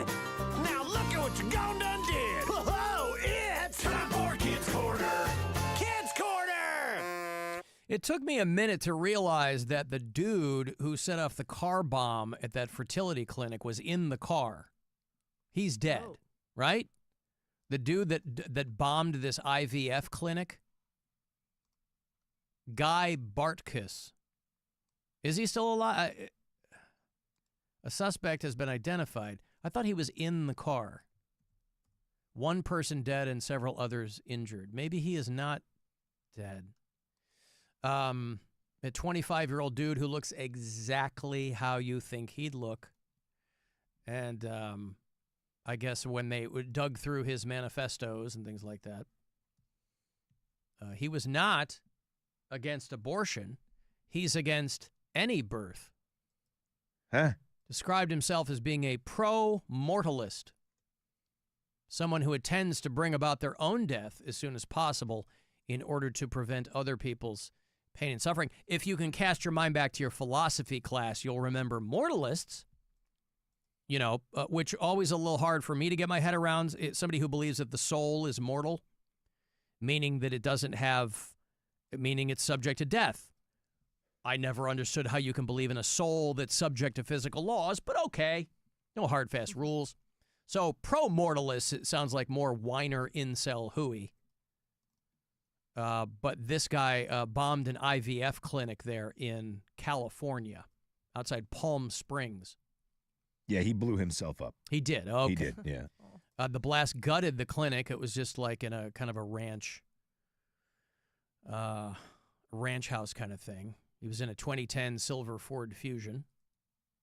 And so they're trying to fill in the gaps in the investigation. There's a picture of the kid. And again, like I say, it looks exactly like you think he'd look. And why does it keep saying vegan IVF? Is that what it was called? Was it called the vegan clinic, or is it just saying that the kid's a vegan? I don't know. The American Reproductive Center in Palm Springs is what it was called. Like, it's odd that that's the headline. I don't know. Palm Springs Fertility Clinic attack was the story I was looking at.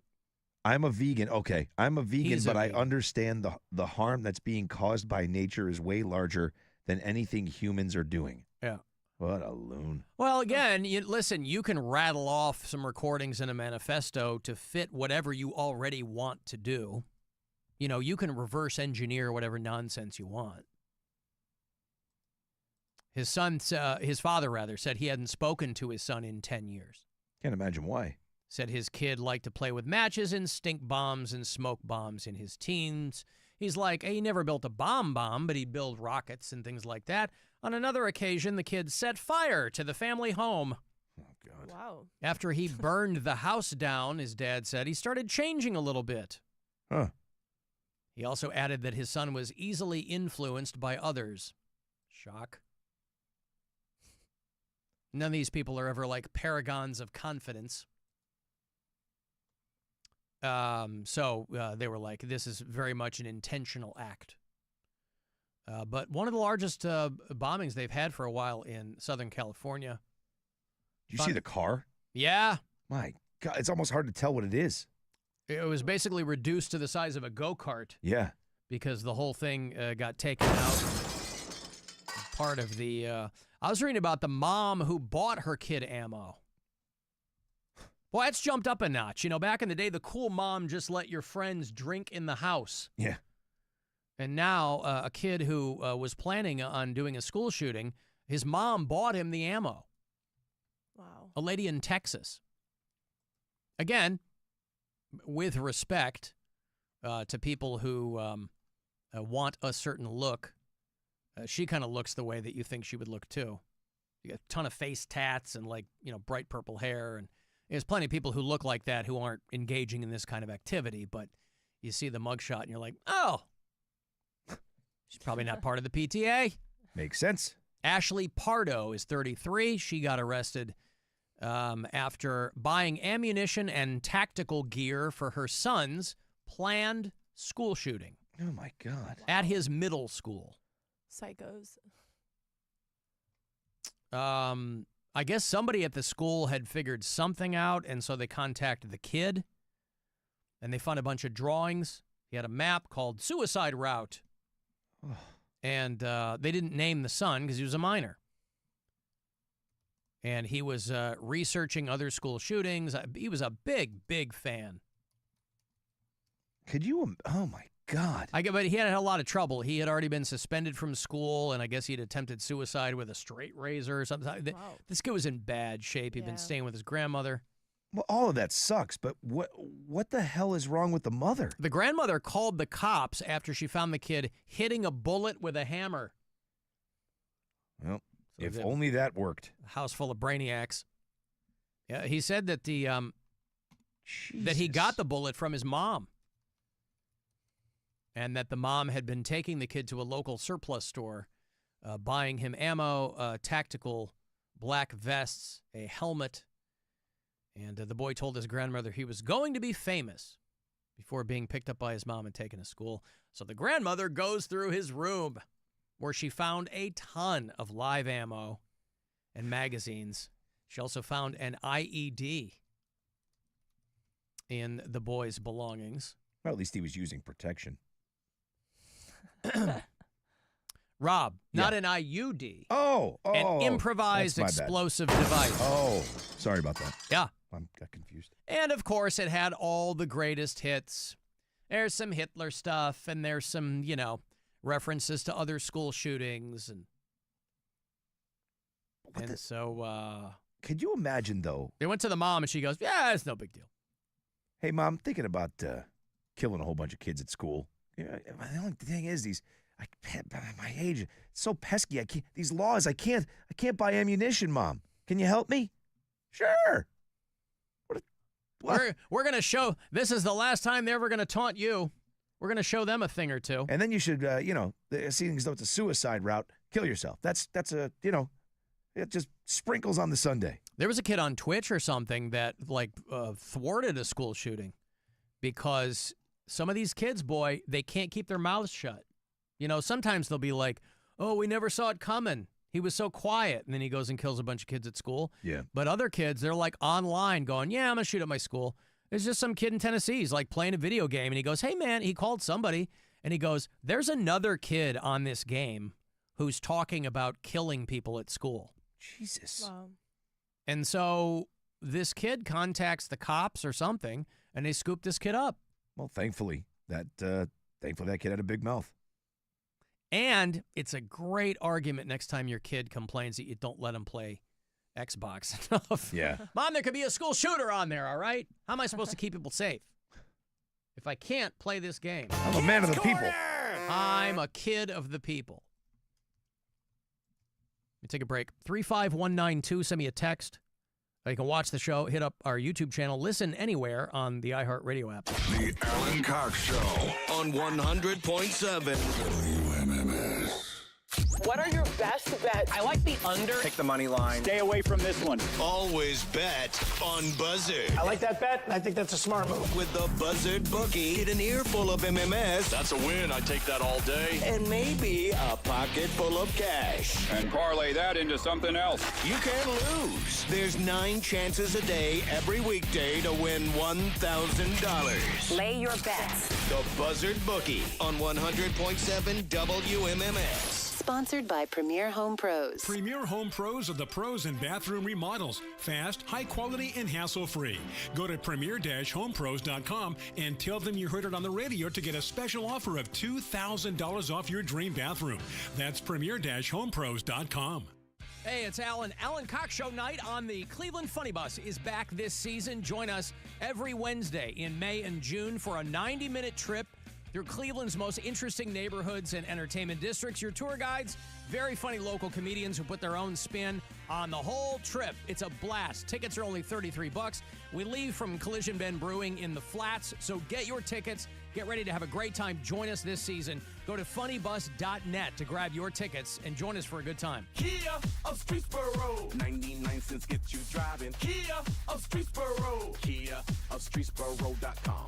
This May, the heat is on at Kia of Streetsboro. The savings are hotter than ever with only 99 cents down, 0% interest, and up to $5,000 over KBB for your trade. New 2025 Kias, including the Sportage, Telluride, and Forte, are all at Kia of Streetsboro and ready to roll. Stay cool and safe this May in your new ride from Kia of Streetsboro. Whether it's soccer practice, summer road trips, or daily commutes, we have the perfect vehicle for your busy life. 99 cents down, 0% interest, and up to $5K over Kelly Blue Book for your trade. Don't miss these deals. Fly into Kia of Streetsboro today, right off the turnpike, or seize the road at KiaofStreetsboro.com, where the thrill begins. Kia of Streetsboro, Kia of Streetsboro.com.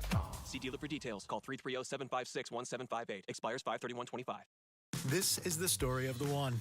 As a safety manager at a manufacturing plant, he does everything he can to keep his coworkers safe. From finding ways to reduce risks to keeping safety supplies in stock. And for that, he relies on Grainger.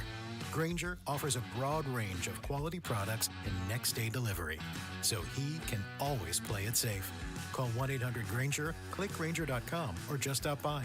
Grainger, for the ones who get it done. Our massive Kia Mega Sale is going on now at Ken Ganley Kia. Get massive savings on over 1,500 new Kias with payments from just $119 lease per month. $25K for 24 months, $36.25 due at signing, $10K miles per year, no security deposit required. $119 lease per month. Buy with 0 down, 1.9% financing, or make no payments for 90 days. And right now, your trade is worth more than ever. Use your premium value to lower your payment on a new Kia. And no matter what your credit score is, we're going to work hard to get you approved at Ken Ganley Kia in Medina, Mentor, Alliance, and Boardman. Online at KenGanleyKia.com. Tell them McKinsey sent you, because I want to see ya in a Ken Ganley Kia. KMA rebates assigned to dealer, 25 Sportage, $17.48 per month for $1,000 finance, 90-day deferred payment through Ally Bank, plus tax, tag, title, and doc fee on approved credit through KMF. Expires 5/31/25.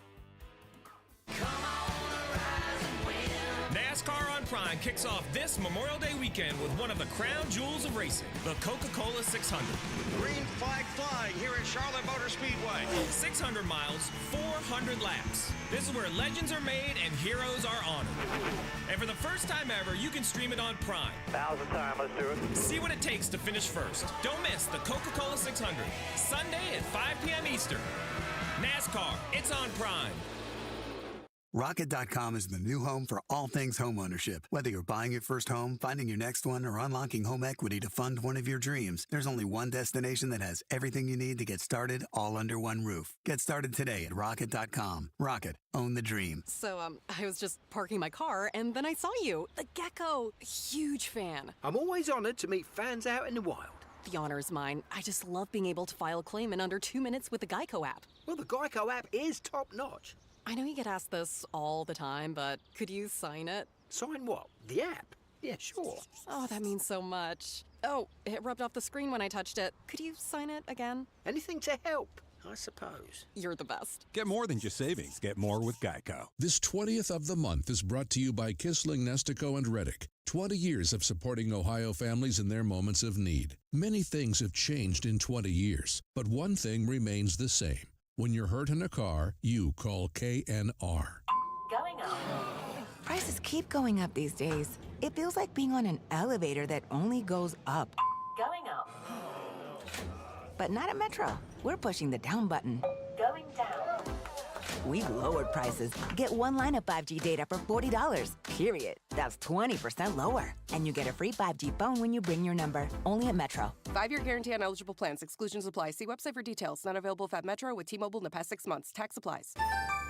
Hey, what's up? It's Rob. When summer hits, go big. Like big gulp big. Head to Speedway and grab your 89-cent Big Gulp with Speedy Rewards and take a sip of summer. Valid through 6/24/25. See app for full terms. Grab your shades, your flip-flops, and your free iHeartRadio app for the start of summer 2025. No matter where you go this summer, your favorite radio station, the music you love, and the best podcasts in the world will be along for the adventure. Make sure you have the free iHeartRadio app in your phone today.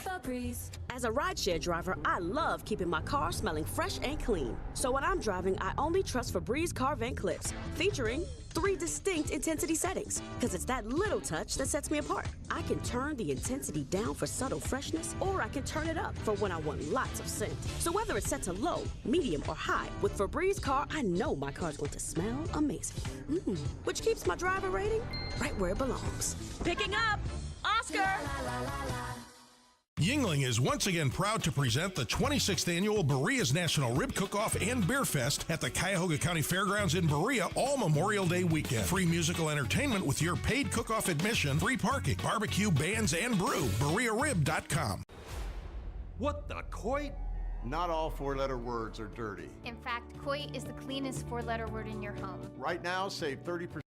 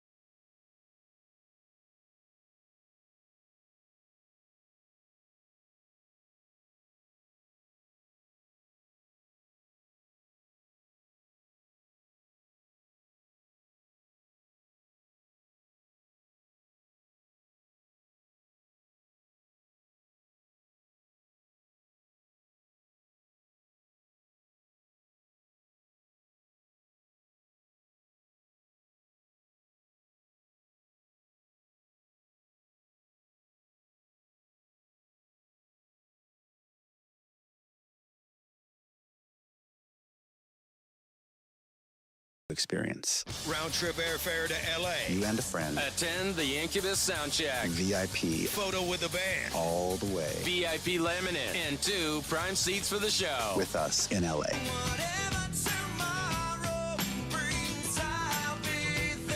We'll see you there. To win this epic iHeart Incubus experience. Just listen to us on the iHeart Radio app. Tap the contest tab and enter to win. Must be 18 or older. Prize provided by Live Nation. From the all-new Avon Lake Chrysler Studios, we say yes. The buzzer. The home of the buzzer. Buzzer. This is 100 105.7 WMMS. Cleveland. Call the Alan Cox Show. You use your microphone for you think you're powerful and smart? You're a fucking idiot. 216-578-1007 or 1-800-348-1007. Thank you, sir. Engagement is engagement. Another satisfied customer. Indeed. You want to shoot me a text? 35192. AlanCoxShow.com. All the other pertinent stuff. And what else? You can listen on the iHeartRadio app. If you listen out of state, let me know where you do that. Who are our most recent bureau chiefs? The people I've most recently put their pins in the map. James listens in Wake Forest, North Carolina. We have a couple of people there. Cynthia's in Cincinnati. Anthony is a listener in Newcastle, Australia. He refers to us as his breakfast show. Olivia and Nathan listen in Boston. Kevin's in Brooklyn, New York. Speaking of New York, our friend Mary Santora is going to be back on the show Thursday. She's the pride of Astoria, Queens. She's back home Sunday to headline Hilarities, Memorial Day Eve. So Mary will be calling in Thursday afternoon. Got to ask her about that Fear Factor thing. I saw her post something about trying out or auditioning for Fear Factor. Oh, I didn't see that. Oh. Yeah. Fear Factor is still a thing? I think it's coming back. Is Rogan rebooting it? That's what it looked like, something along those lines. I never she watched said she was it. auditioning, yeah. Wow. I never watched it either. I saw her talking about it, so. Fear Factor. Huh. They were like eating bugs and stuff, right? Yeah. I mean, that's what caught everybody's attention, but there had to be other things besides. It wasn't all eating bugs, right? It was all kinds of Stupid challenges. fear-related things, yeah. But it was on from 2001 to 2006, so that's probably why you guys didn't watch it. Why? Well, I mean, like, we grew up watching that. Oh, I see. Yeah. It was just, like, on daytime television. That's what I mean. You know, like, when you're just home as a kid. Oh, like in I see. Like House was. Yeah. You mean like in reruns? Yeah, like gotcha. it was just a daytime. It was just always on. Canceled in 2006. NBC briefly brought it back in 2011. MTV brought it back in 2017 with Ludacris. So bring it Anybody back remember the Ludacris I did not know that. helmed Fear Factor? Wow. How about that? Move, bitch. Get out the way. Right. Exactly. I've got holes. I've got holes in different area codes. Is he saying holes, Rob? He's got holes? Perhaps. There's no way to refer to. Oh, man. Fear Factor revived by Fox, called Fear Factor The Next Chapter, will premiere in spring of 2026. All right, there you go. So I wonder who they will get to host it. Because when Fear Factor first started, Joe Rogan was like the guy from news radio. Yeah. You know, some people knew him as a comic. I mean, with respect, Joe Rogan's never been an amazing stand-up comedian. No. So news radio was big for him, and then obviously the podcast. Yeah, I mean, that's what did it for him. I mean, the podcast is why we know Joe Rogan. Yeah. Fear Factor was the first network reality show to be syndicated. All right.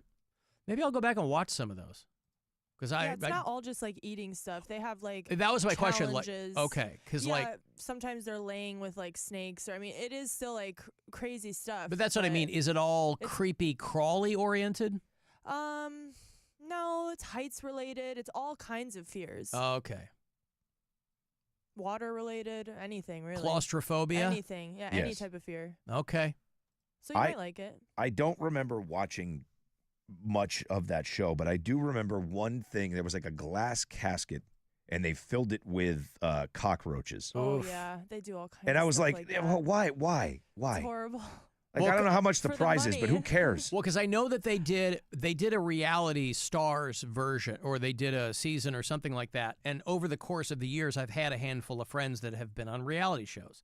And one of my friends who was on, she was on Road Rules or Challenge back in the day. She's like, I'm not doing Fear Factor. Like they'd approached her to do it. She's like, I'm not doing Fear Factor. I probably wouldn't. No, thank you. Like The Miz has been on. He's from here. Nope. Really? Yeah. Not me. Wow. Trishelle. Yeah, a handful of people were on the Reality Stars Fear Factor. Carmen from American Idol. Johnny Fairplay. My wife knows him. So, okay, well, Fear Factor, coming back. There you go. It's not like Rogan needs to be a part of it. I don't think he had a piece of the show in the first place. Because I think early on he's like, this thing's going to get canceled in 2 weeks. Because you never know. Don't know what's going to happen. Yeah. They are paying people to wear free Diddy T-shirts outside of Sean Puffy Dirty Diddy Money Combs trial courthouse. And every day, by the way, I don't know how many people are really keeping their ear to the ground in this Diddy thing. As long as you know the broad strokes, there's something about that. It's like R. Kelly. I don't think that there were, it was so protracted, the R. Kelly thing, before he went to prison. I mean, that was really off and on for like 15 years, you know. By the time he was in a courtroom sitting in front of a judge, people were like, oh, this is still happening? And the Sean Combs thing, I don't know how much people are really paying attention to that. But if you are, every day is grosser than the last. Oh, my God. Just the testimony that people are giving. Not just the girls, but like the guys involved too. But they're paying people to wear free Diddy T-shirts because I guess you have to. Nobody's going to organically show up in a free Diddy T-shirt. But you can't do that, man. Like, did you see the pictures Sierra released? Yeah. I mean, how do you wear a free Diddy T-shirt after you see that? Yeah, I don't know. Well, where did she release them? I don't know. I think it was part of the court thing. I think it just showed evidence. Yeah. And then they showed all the male hookers and stuff that he was paying to come in. Yeah. They all look like exactly what I thought they would look like. An exotic dancer named The Punisher was hired for up to 12 freak-offs. It's probably one big reason they call him that. Also, this all makes a lot more sense after the testimony that Diddy's hung like a piece of baby corn, right? He's got to watch dudes bang these girls out because he can't do it. When you bring a guy in called the Punisher, man, was the homewrecker busy? Yeah, the girth master was born too late. Exotic dancer named the Punisher hired for up to 12 freak-offs. I tried booking the Blowout, but he was busy, so I had to go with the Punisher. What about the Jackhammer? Well, I think somebody invited him. He might be tomorrow. Yeah. They got a bunch of guys showing up here. Sir, would you give us your full name for the court? Jack Hammer. I had it legally changed. It is the Jack Hammer. Jury has shown photos showing sex toys, bottles of baby oil, parts of AR-15 firearms. Cleveland's own Kid Cudi. Yep. Taking the stand tomorrow. Everybody who, and that's what I'm saying, Diddy threw so many, for a long time, forget the freak-offs, for a long time his white parties were the place to be. Oh, yeah. Like, you weren't anybody unless you were at the Diddy white party. So just about everyone who at one point was anyone has a picture with Sean Combs at one of these parties. Yeah, that was the party, man. Like Martin Short has a picture with Diddy. Now, I don't think anybody thinks that Marty Short was at the freak-offs, but... Imagine if he was there as Jimmy Glick. Jimmy, what's with all the baby oil? Are you hung like baby corn? A Tootsie Roll? You don't say. Tootsie Roll. That's what it was, a Tootsie Roll. I'm sorry, yeah. Tell me more. She testified that he looked like Tootsie Roll, yeah. Tell me more, tell me more. Is he hung like a snail? Sheree the Punisher Hayes testified that he recently published In Search of Freezer Meat, a men's self-help book. This sounds self-published. A men's self-help book about erectile dysfunction by way of a penis implant. Oh, yeah, there it is. Yeah, this is a self-published book there. The story of a male mental health crisis caused by erectile dysfunction and the only true cure no one is talking about, a penis implant. Boy, it rolls right off the tongue, doesn't it? Yeah. How is nobody talking about that? Penile implants are like 30 years old. Why is nobody talking about this? Everybody's talking about this. Anyway, he fictionalized the whole Sean Combs Cassie thing. Said he sensationalized it all for the book. And so they call him up there to have him give his testimony. Listen, you can't be an escort and have erectile dysfunction. You can have any other kind of dysfunction. Just can't be erectile. Excuse me, Mr. Punisher. Would you put the moan in testimony, please?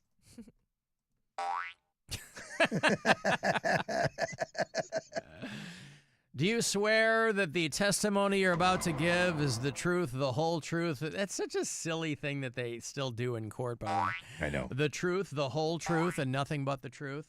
I do. Of course I do. You had me at truth. Boy, I was going to lie, but then you made me put my hand on a Bible. You made me say it 3 times. Jeez. Yeah. So, yeah, he had sexual performance issues when he was around Sean Combs and Cassie. You know, they're using those text messages against her, by the way, which kind of really flies in the face of what a lot of people understand from abusive relationships, is that you'll kind of go along to get along. But in a court of law, the prosecution or Sean Combs' defense people are going to be like, look at all these texts from Cassie to him. She loved it. She said she couldn't wait for the next freak-off. The Punisher said he would even use, like, convenience store boner pills to try to get things moving. He said he had performance issues due to Sean Combs directing him during sex. Boy, this guy just can't get out of the studio, can he? When he's not in there making terrible music, he's directing people's sex. Well, anyway, that book is out, probably on Amazon. So they're going to get Kid Cudi in there tomorrow, Thursday, because he dated Cassie Ventura. I said Sierra. The guy meant Cassie. I knew who you meant. Yeah. Although, who knows who else they're going to call? True. This guy had his, I was going to say fingers in a lot of pies. That's not the right. Hey-oh. No, I didn't even mean that. I'm just looking for the right metaphor. He had a lot of irons in the fire. He had his pen and a lot of ink. Sure did. So, yeah, I don't know. Somebody's paying people out in front $20 an hour to wear free Diddy shirts. I don't know why. It's not going to move public opinion. It's got nothing to do with what's going on inside. Why would you pay anybody maybe to wear to sway the jury or something? But they're I not. don't think they would see that. They're would taking they? them out the back. They're Yeah, not going out in front. Just, provide more support. I mean, I don't think it's really going to help anything at all, but they're trying. Boy, are they trying. Not going to change anything. Yeah. So somebody was posting that she's like, I saw a group of people awkwardly standing outside of the playground. It looks like maybe homeless people are being given money to wear free Diddy shirts. They're just taking it for the free shirt. Of course. Yeah, true. Free Diddy and free Puff. Just go to that guy, she said. If you're already standing out there, you might as well get paid. Yeah, these people look very unhoused. Yeah. They're not even protesters. You're like just standing there all day long, $20 an hour. They're like, hey, listen, what are my choices? Am I going to work at Chick-fil-A or a free Diddy shirt? We'll give you $20 an hour, a Filet-O-Fish, and you get to keep the shirt. I'm in. Yeah, keep the shirt. Can I get a double Filet-O-Fish? Listen, easy. What do you think? This is Lent? When you buy one, get one free? No. One. Alan, you guys were talking about that Virginia, that woman running for office in Virginia who came right out and said that she and her husband were swingers. And you guys are talking about the kids. A, tell Rob kids today have seen and heard way worse than that. And B, my friend's parents are swingers, and it doesn't bother him at all. He allegedly even tapped in with some of their friends. Okay, that's freaking weird. I don't know how you can argue my point. Well, tapped in? Unusual. I mean, hey, Dad, get out of that thing. It's my turn. Yeah. I mean, weird doesn't mean, everyone's consenting. I agree. Yeah. Again, I'm just saying that is odd.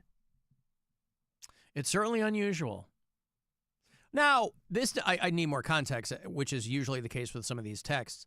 That doesn't imply that he was, kicking his dad out. It's just I envision a room, some greased up mattresses, and some of the parents' friends were making their way. Yeah. And he tapped in with some of the friends. Here, let me spell. Still weird. Tap him on the shoulder. How do you tap in at a swingers? You do just like in wrestling. Is that what it is? You smack him on the ass? Yeah. Let's go. Excuse me, Mrs. Scheinbaum? I'm up. Could I get in here? I've had a thing for you since I was 6. My name's the Punisher. I'd really like to get in there and have some fun. That's just, I don't know, man. Takes all kinds, man. I still stand by it's weird for the kids. Maybe it's not weird for that kid. I mean, obviously, if he's porking his parents' friends, I guess he's fine. But I think it's weird. If you got to be like, if I had to hear a story like that, I don't know what I would do with myself. I mean, at the very least, you could certainly classify that as some kind of trauma response, right? Of course. Yeah. But envision a world in which this person taps in. Let's follow it through to its logical conclusion. Because what is the death of the swinging community when they call it the lifestyle? What is the sand in the Vaseline in that situation? When somebody catches feelings. True. So imagine mom and dad are doing the thing that they've been doing, that with the woman in Virginia running for office. She said, I'm putting this out there right now because it's going to come out. My husband and I have been together for 22 years. We have 4 children. We are ethically non-monogamous, meaning everybody, it's all in the up and up. And we have relations with other people. They don't have relationships. Relations. So a situation like this where this person texts and goes, my friend's parents are swingers. He said, mom and dad are doing their thing. You're off with Mrs. Scheinbaum. Next thing you know, she catches feelings for you. Or vice versa. Damn. Mom, dad, I need to say. And I envision the scenario where the parents are like really disappointed in him because he fell in love. He's not just there to. This is just sex, Brian. How many times did you learn nothing from your father and I when we were raising you? Who did we raise? We told you we have had sex with more than 500 people. What the hell is wrong with you catching feelings for Mrs. Scheinbaum? Scheinbaum. You had to go and have sex with Vera Scheinbaum. Your father said she was good too, though. She's not going to. This is the last time she's going to come over for our big 4th of July party. Because that's the amazing thing, is that within these communities, you still have like the mundane things of everyday life. It's just interspersed with, all right, honey, I'll see you later on.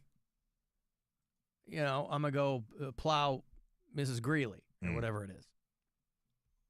Yeah, again, Did you learn nothing from us, Brian? I don't judge. I don't care. I think it's fantastic that people do that. Good for you. Whatever makes you happy. I can't not think about the kid thing. And again, maybe it's because I'm in the kid zone this week. I've got a 17-year-old about to be 18, graduating high school this week. So I constantly am thinking about kids. But I cannot imagine having to have that conversation with my kid and then them being okay with it. That's going to be the most awkward thing in the world.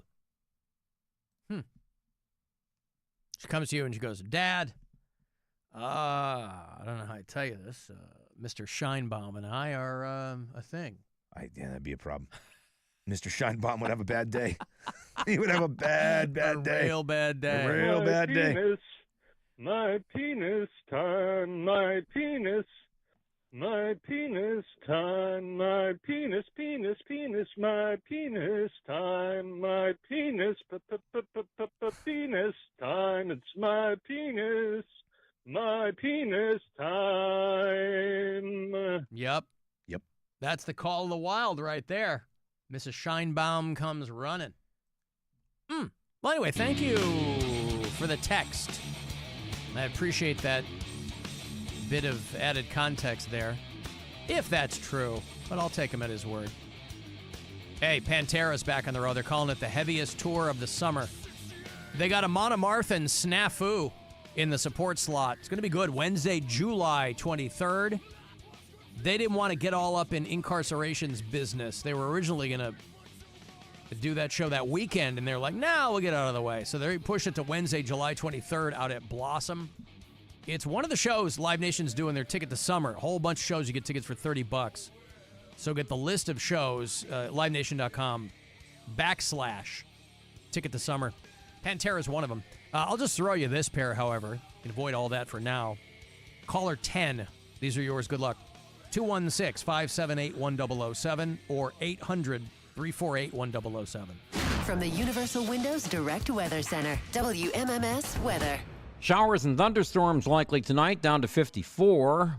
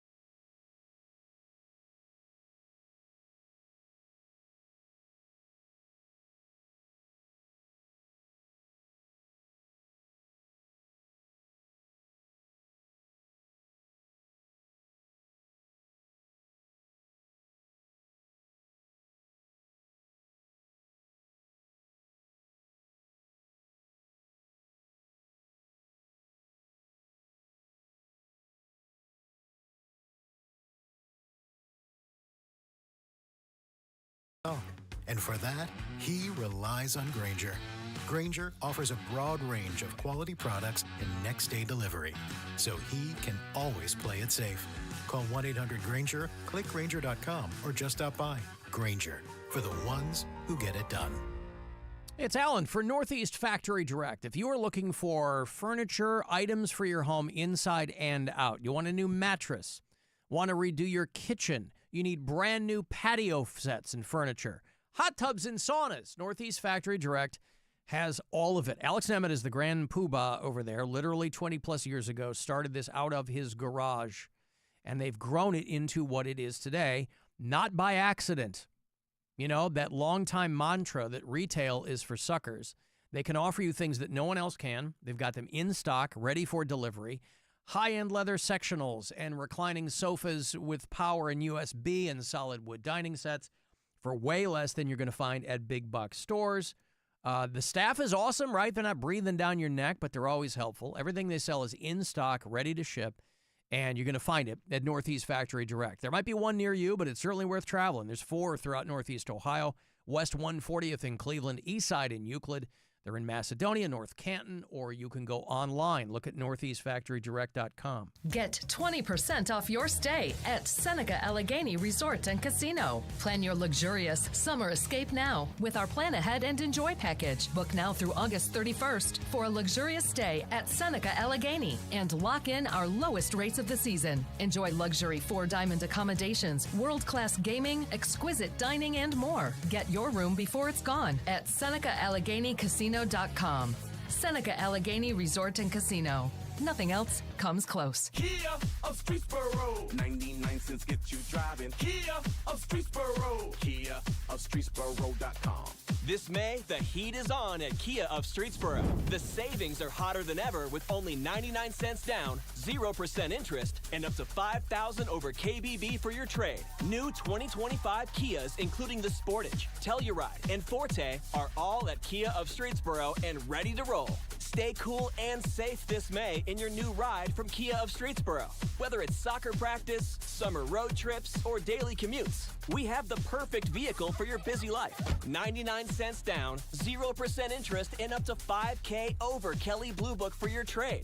Don't miss these deals. Fly into Kia of Streetsboro today, right off the turnpike, or seize the road at KiaofStreetsboro.com, where the thrill begins. Kia of Streetsboro, Kia of Streetsboro.com. See dealer for details.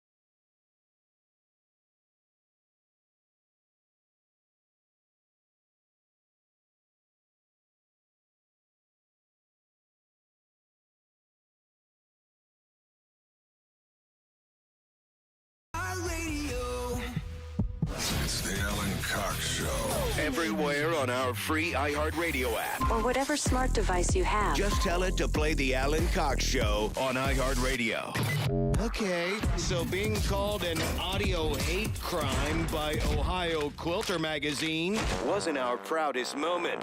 The Alan Cox Show. On 100.7. WMMS.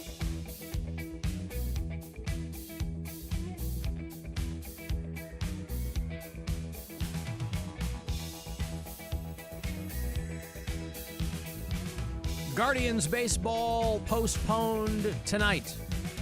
Doubleheader tomorrow. Is that what they're working on? Yep. And then they're moving another game to later in September. September 20th. Game against the Minnesota Twins. That'll be there in Minnesota still? Yeah. Okay. Yep. So they'll pick up yesterday's game in the fourth inning. They'll do that at 1. Tomorrow afternoon. Yep. And then they'll go right into the second game. So that'll all be on WTAM. 1100.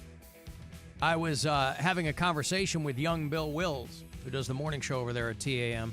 We were kind of lamenting, with no disrespect to everybody involved, he was talking about making a long drive back from Florida. I've made that drive before. Mm-hmm. And punching around to radio stations, desperate for something to sound different to you.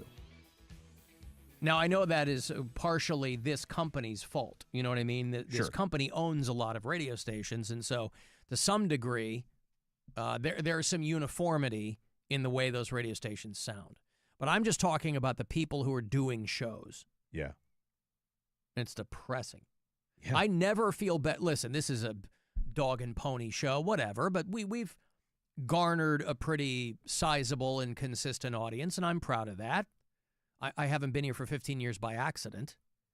But I never feel better about myself professionally than when I'm punching around radio stations and I'm on the road. Yeah. I'm like, wow, what is going on? Even when I go home, I'm going to go home in a couple of weeks for my dad's memorial mass.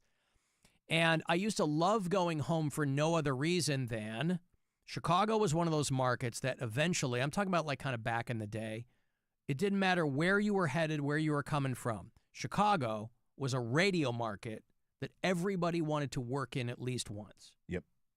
Whether you were doing news radio, but And so when I was growing up, I mean, and I know that the industry in general is different. I don't mean that. I just mean every station you turned to had some legendary guy on. Chicago, I love Howard Stern, but Chicago was one of the only markets where Stern flopped. Because by the time he got there, everybody had heard it already. You know what I mean? He had already lifted from enough people, and very original in his own right. But we all start out somewhere. And early on, he had lifted from a Chicago guy named Steve Dahl. And I grew up listening to Steve Dahl. So it was like by the time Stern got to Chicago, people were like, yeah, we kind of already heard this. Right. So it was that rare kind of a unicorn thing. Now when I go home, it sounds like every other city in America. It's a real bummer. A real bummer. So, yeah, this station is in many ways a unicorn, and I never appreciate it more than when I've been traveling and I come home. And anyway, Bill Wills and I were talking about that this morning. But, yeah, Guardians baseball tomorrow on WTAM 1100. Hey, back on the Cleveland Funny Bus tomorrow night. I hope you can join. I don't know that there are tickets for tomorrow, but look at the calendar. If you go to funnybus.net, I always have a few of them to give away, but it's a lot of fun. Local comedians are your tour guides. They do a fantastic job. I'm just there to be your lovely and talented host. We'll have some pops. Your ticket gets you a couple drink tickets there. We leave from Collision Bend. It's BYOB otherwise. But it's a blast. It's a lot of fun. So I don't know that there are tickets for tomorrow, but we're doing every Wednesday in May. So look into next Wednesday if tomorrow night is sold out. A couple of pops sounds great. Right? So May 28th is next Wednesday. So go to funnybus.net. You'll see the Alan Cox Show logo on their calendar and just dig in there and see what's going on. I've been having a little something every night. Have you really? Since, since Saturday. Yeah. Well, Mom is crashing with you. She is. Yeah, yep. Yeah. And is that moving apace? Oh, no, it's great. Is that okay? No, it's All right. awesome. Yeah, it's great. It's a lot of fun. I was texting you last night because we alluded to it. We talked about it here on the show, that they were doing Margaritaville week over there at Wheel of Fortune with our dear friend and colleague, Ryan John Seacrest. And I was like, ooh, what are they going to put him in? Black suit. He left the tropical accoutrement to Vanna and the contestants. He's way too cool to do that, Alan. Well, I got to tell you, I get what he's doing, but that to me was too far in the other direction. Like, listen, you don't have to be up there wearing a Hawaiian shirt in LA, but he did look out of place. He looked like he was at a funeral. Like, I love an all-black suit, but if you're doing Margaritaville week, you can mix it up a little bit. Maybe a light gray suit. Yeah. Right? Maybe something along those lines. If you're gonna way too cool to participate in any of that stuff. You think that's what it was? I do. Yeah. That's not my brand. I can't do that. Yeah. Or he probably had his people tell the producers that he didn't want to do it. That's right. Alan, will Rob allow his daughter to have a drink at her graduation party? Of course. Good for you. Was that the wrong answer? No, there is no wrong answer. I think they wanted to know. You know, I have to keep reminding myself, my older daughter is in Italy for a month for school, and I have to keep reminding myself that she's 6 hours ahead. So by the time I even get up, it's noon. Right. And she's in class, and they're rehearsing and doing all this other stuff, and so I've just kind of been dipping in and like, how's it going? How you know, because they flew out Sunday and flew into Rome. Waited 7 hours for the bus to take them to the town they're staying in, and that bus ride was 3 hours. So it was a lot of jet lag, and I said, you're going to acclimate to this schedule, by the way, just in time to come home. After a month. She'll be there a month. And they're drinking vino and dinner every night. That's so great. Nice. Yeah, I mean, she'll be 21 in a matter of weeks, but still, it's like over there, they don't care. No. Again, man, wine was always on the table when I was a kid. If I wanted to have a glass of wine when I was 7, I could have. I mean, like they didn't. It was like, okay, all right, it's there. Try it. I don't like it. Okay, don't drink it then. You know what I mean? Right. That's how it always was with us. That's how I am with my kids. I have no problem. I asked the 9-year-old. I'm like, do you want to sip? My wife had a glass of wine or something like that. We were like, do you want to sip? She's like, no. And then she kind of looked at it. She's like, okay. Like, touched the tip of her tongue, and she got this look on her face. Yeah. We're like, yeah, that's what it is. Like, I'm not a huge wine guy. I love wine. I don't know anything about it. It's the very first thing I ever got crap hammered drunk on as a teenager, so I stayed away from it forever. And so I don't have a refined palate. I'm not a winophile. I don't know anything about it. I know red with meat, white with fish. Well, That's as what we I know. discussed earlier, I have a very fine palate I know that for you these do. things, Alan. So I do have my favorites. I love wine. I'm an Italian wine fan, really my favorites of the wines. You do like the finer things in life. I do. And there's nothing wrong with that. A nice Brunello, perhaps a Barolo. Oh.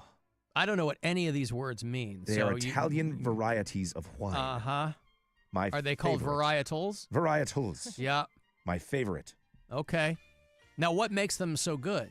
Just the flavor. I just like them. The flavor. I like that particular type of grape. It's just a fantastic wine. Oh, man, I left the bottle of Malort on the counter. I took it out last night and meant to bring it in for you and forgot it on the counter. Mm-hmm. Just talking about wines, because I have to stop and buy some. I got to stock up with the rest of the family coming in this week. My brother's getting here Thursday, and then my wife's family's coming in Friday, and they'll be here through Sunday. And they can drink, so I'm going to go ahead and stock up. Just a dozen bottles of White Zin? No, sir. Well, for my mother-in-law, she drinks. Yeah, she drinks all that right. crap. My mother drinks like awful wines too. She's always had she stayed down the road of my grandfather, always having the bottle of Carlo Rossi Paisano on the table. Oh, wow. So she drinks Classic. that, and she calls it the good stuff. So Yep. if I break out a bottle of wine, like last night, I took out a nice bottle, I put it on the table. Is that the bottle in the fisherman's net? Like from yeah, the yeah, 70s? If you get the small one, it's Yeah. got a picture of a old bald guy on the front of it. Hey, Yeah. Carlo Rossi holding Hey, I'm some Carlo grapes. Rossi. Yeah. You get 4 liters for $10. Exactly. Yeah. And it was just pure trash. But that's what, she'll drink that because that's what my grandfather always had, So, I don't mind sangria. And I also don't mind What's the drink called? The Calamocho. Calamocho, I believe. What's that? It's a Spanish drink. It's red wine and Coke. Oh, boy. Yeah, That's we have that too. delicious. Sounds terrible. Delicious. Why would you do that? Because it sounds terrible until you have them, and then you're like 8 tumblers deep, and you're like, oh my God, I can't feel my feet. This is so good. Yeah, Calamocho. No, I never had that. Try it. Sounds good. Yeah, we do that in the Balkans too. I don't know Red why. vino and Coke. In the Balkans, they garnish it with a lamb shank, Rob. Yeah. You want to try those out? Some rosemary. Uh-huh. Fantastic. It's pretty good. Afternoon, gentlemen and lady. I went to Detroit, Michigan over the weekend and stopped over at one of your fine dispensaries over there and spent like $50, and I have enough edibles to last me until next freaking year. If I bought the same amount of edibles here in Cleveland, I'd have to put a damn lien on my house. Hell yeah, Michigan. Yeah, everybody in Ohio hates Michigan until it's time to stock up on weed, and then they love it. Well, Michigan's been doing the weed thing for longer. Ohio's got to figure it out, but anybody who knows what's going on, you haul ass to Michigan to buy your weed because you get a hell of a lot more than you do down here. So most people, I think, who know what's up are making that pilgrimage up 75. Yeah, people still do that for sure. Yeah, you go in Ypsilanti or wherever you want to go. But Ohio will figure it out if they know what's good for them. It's that much more expensive here? Yes. Yeah. Yeah. I don't I'm go, in Michigan. so I don't know. I'm in Michigan with some frequency, just family and stuff, and it's like it's always the place. Even when I go home, right? Illinois, it's a hell of a lot cheaper than it is here. But Ohio is still new to the legal weed game, so they got to figure it out. I haven't tried to buy it here. What is expensive? Like if you were going to buy, I don't know, if you buy a package of edibles, it's way less in Michigan? Yes, everything is. Everything is. Yeah. Because that's all I F with is edibles. I got to try again, man. I want to like it so much because I drink a lot. You know what I mean? If I don't drink, I feel like I maybe be less fat. If you didn't drink, you'd be less fat. I think so. Because Okay. there's empty calories, right? So if I just ate an edible and had the same feeling. I mean, if you're drinking gin and tonics, you're not going to get it. But you're talking about beer. Any alcohol's empty calories. Yeah, but I mean, guys who are like, I lost 30 pounds because I stopped drinking beer. That's not really going to work for other things, you know? Yeah, I mean, I don't drink a ton of beer. I mean, I would mostly drink wine. I'll drink cocktails. Anything brown will hurt you too. Like you can't, you know what I mean? Like any of the brown liquors, you're supposed to drink like you want clear stuff. liquor, Yeah. G&T's, baby. I wish I liked tonic. I hate the quinine. Yeah. Oh, I love it. Indian tonic. The more quinine, the better. I want Quai 10. It's delicious, man. A little Tanqueray and tonic. A little Hendrix and tonic with a lime. Yes, por favor. Quai 10, eh? It is time for the last keyword of the day that will get you $1,000 from the Buzzard Bookie. Friday at 5:30, the end of this run for this, but you still have plenty of chances between now and then. So I hope you win. Good luck. This is your chance to bet with the Buzzard Bookie and win $1,000 now. Enter this nationwide keyword at WMMS.com. Cash. That's cash. Enter it now at WMMS.com. Yeah, here's a good example because I wasn't able to conjure numbers. I'd have to look at the packages or whatever. But edibles in Michigan, you get about 800 milligrams for $25, and here you'll pay around 100. Whoa. So it's like quadruple the price here and by the way, it's no surprise that Ohio is trying to make it illegal to bring stuff in from other states. So, yeah, they're trying to load the deck in their favor, but you can't blame them. But they need to figure that out. Wow. Alan, my wife used to drink Boone's Farm Tickle Pink. Woof. But won't touch any wine since she got drunk and fell in poison ivy trying to pee. Yeah, that'll do it. I got drunk on that strawberry Boone's Farm once. Boone's Farm strawberry. So cheap. Yeah. You get everything. But yeah, that stuff Mad is Dog. always around. Oh, yeah, Mad Dog. Malt liquor.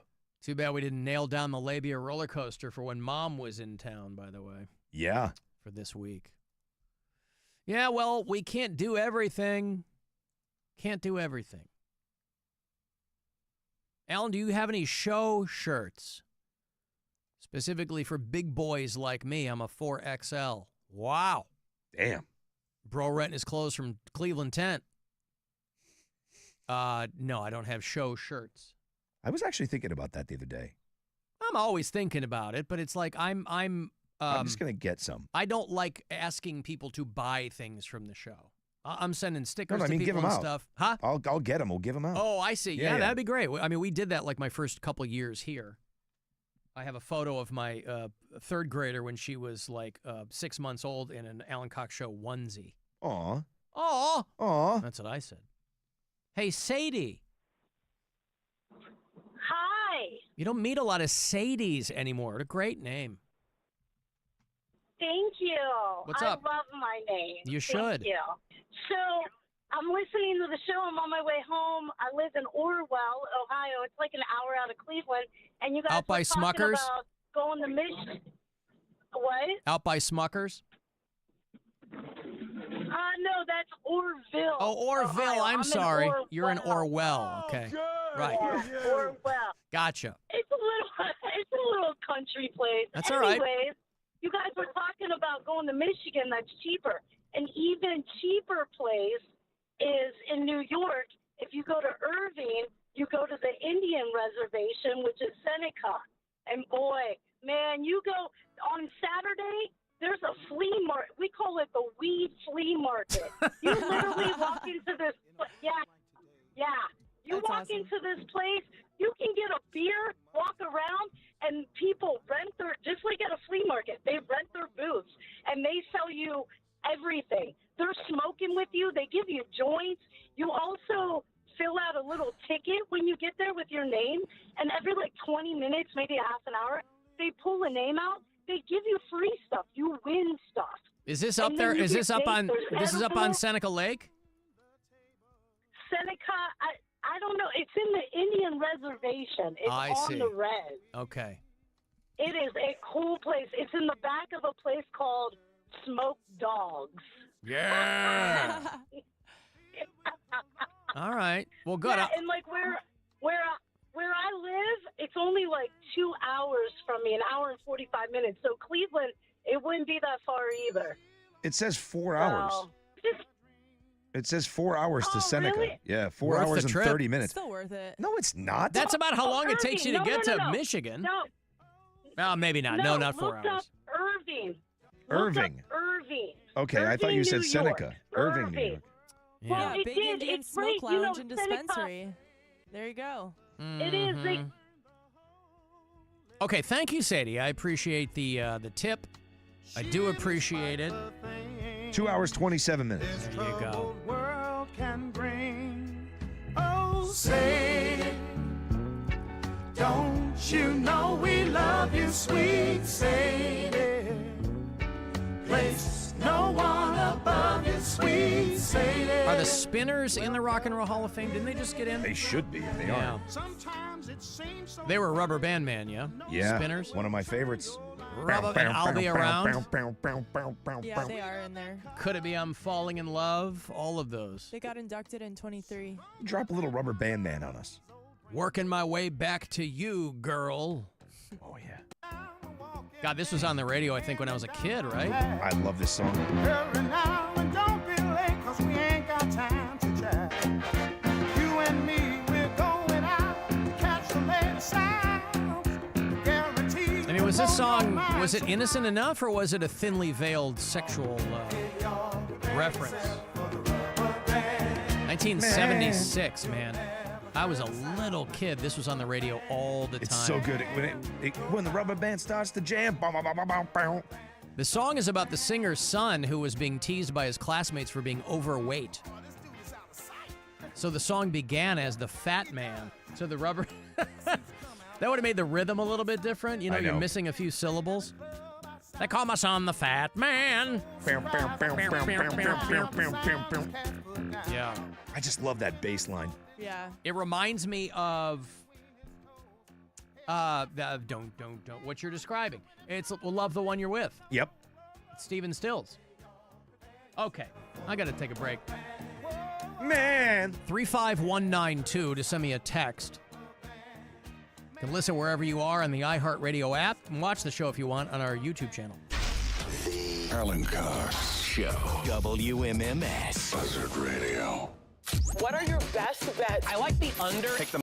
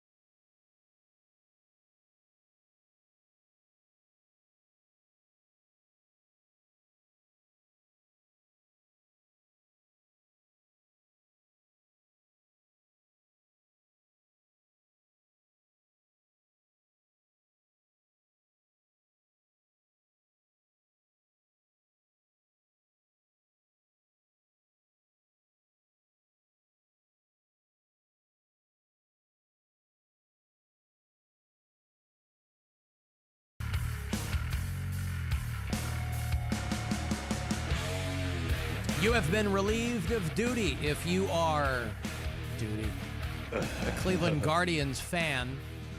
They have postponed the games they were going to play due to inclement weather. 2 of them will be played tomorrow. They will pick that suspended game up in the 4th inning around 1 o'clock, go right into the second one, and the third game, they're kicking these all over the place. They have rescheduled for September the 20th back at Target Field against the Twins. So Guardians baseball back tomorrow. You'll hear it on WTAM 1100, of course.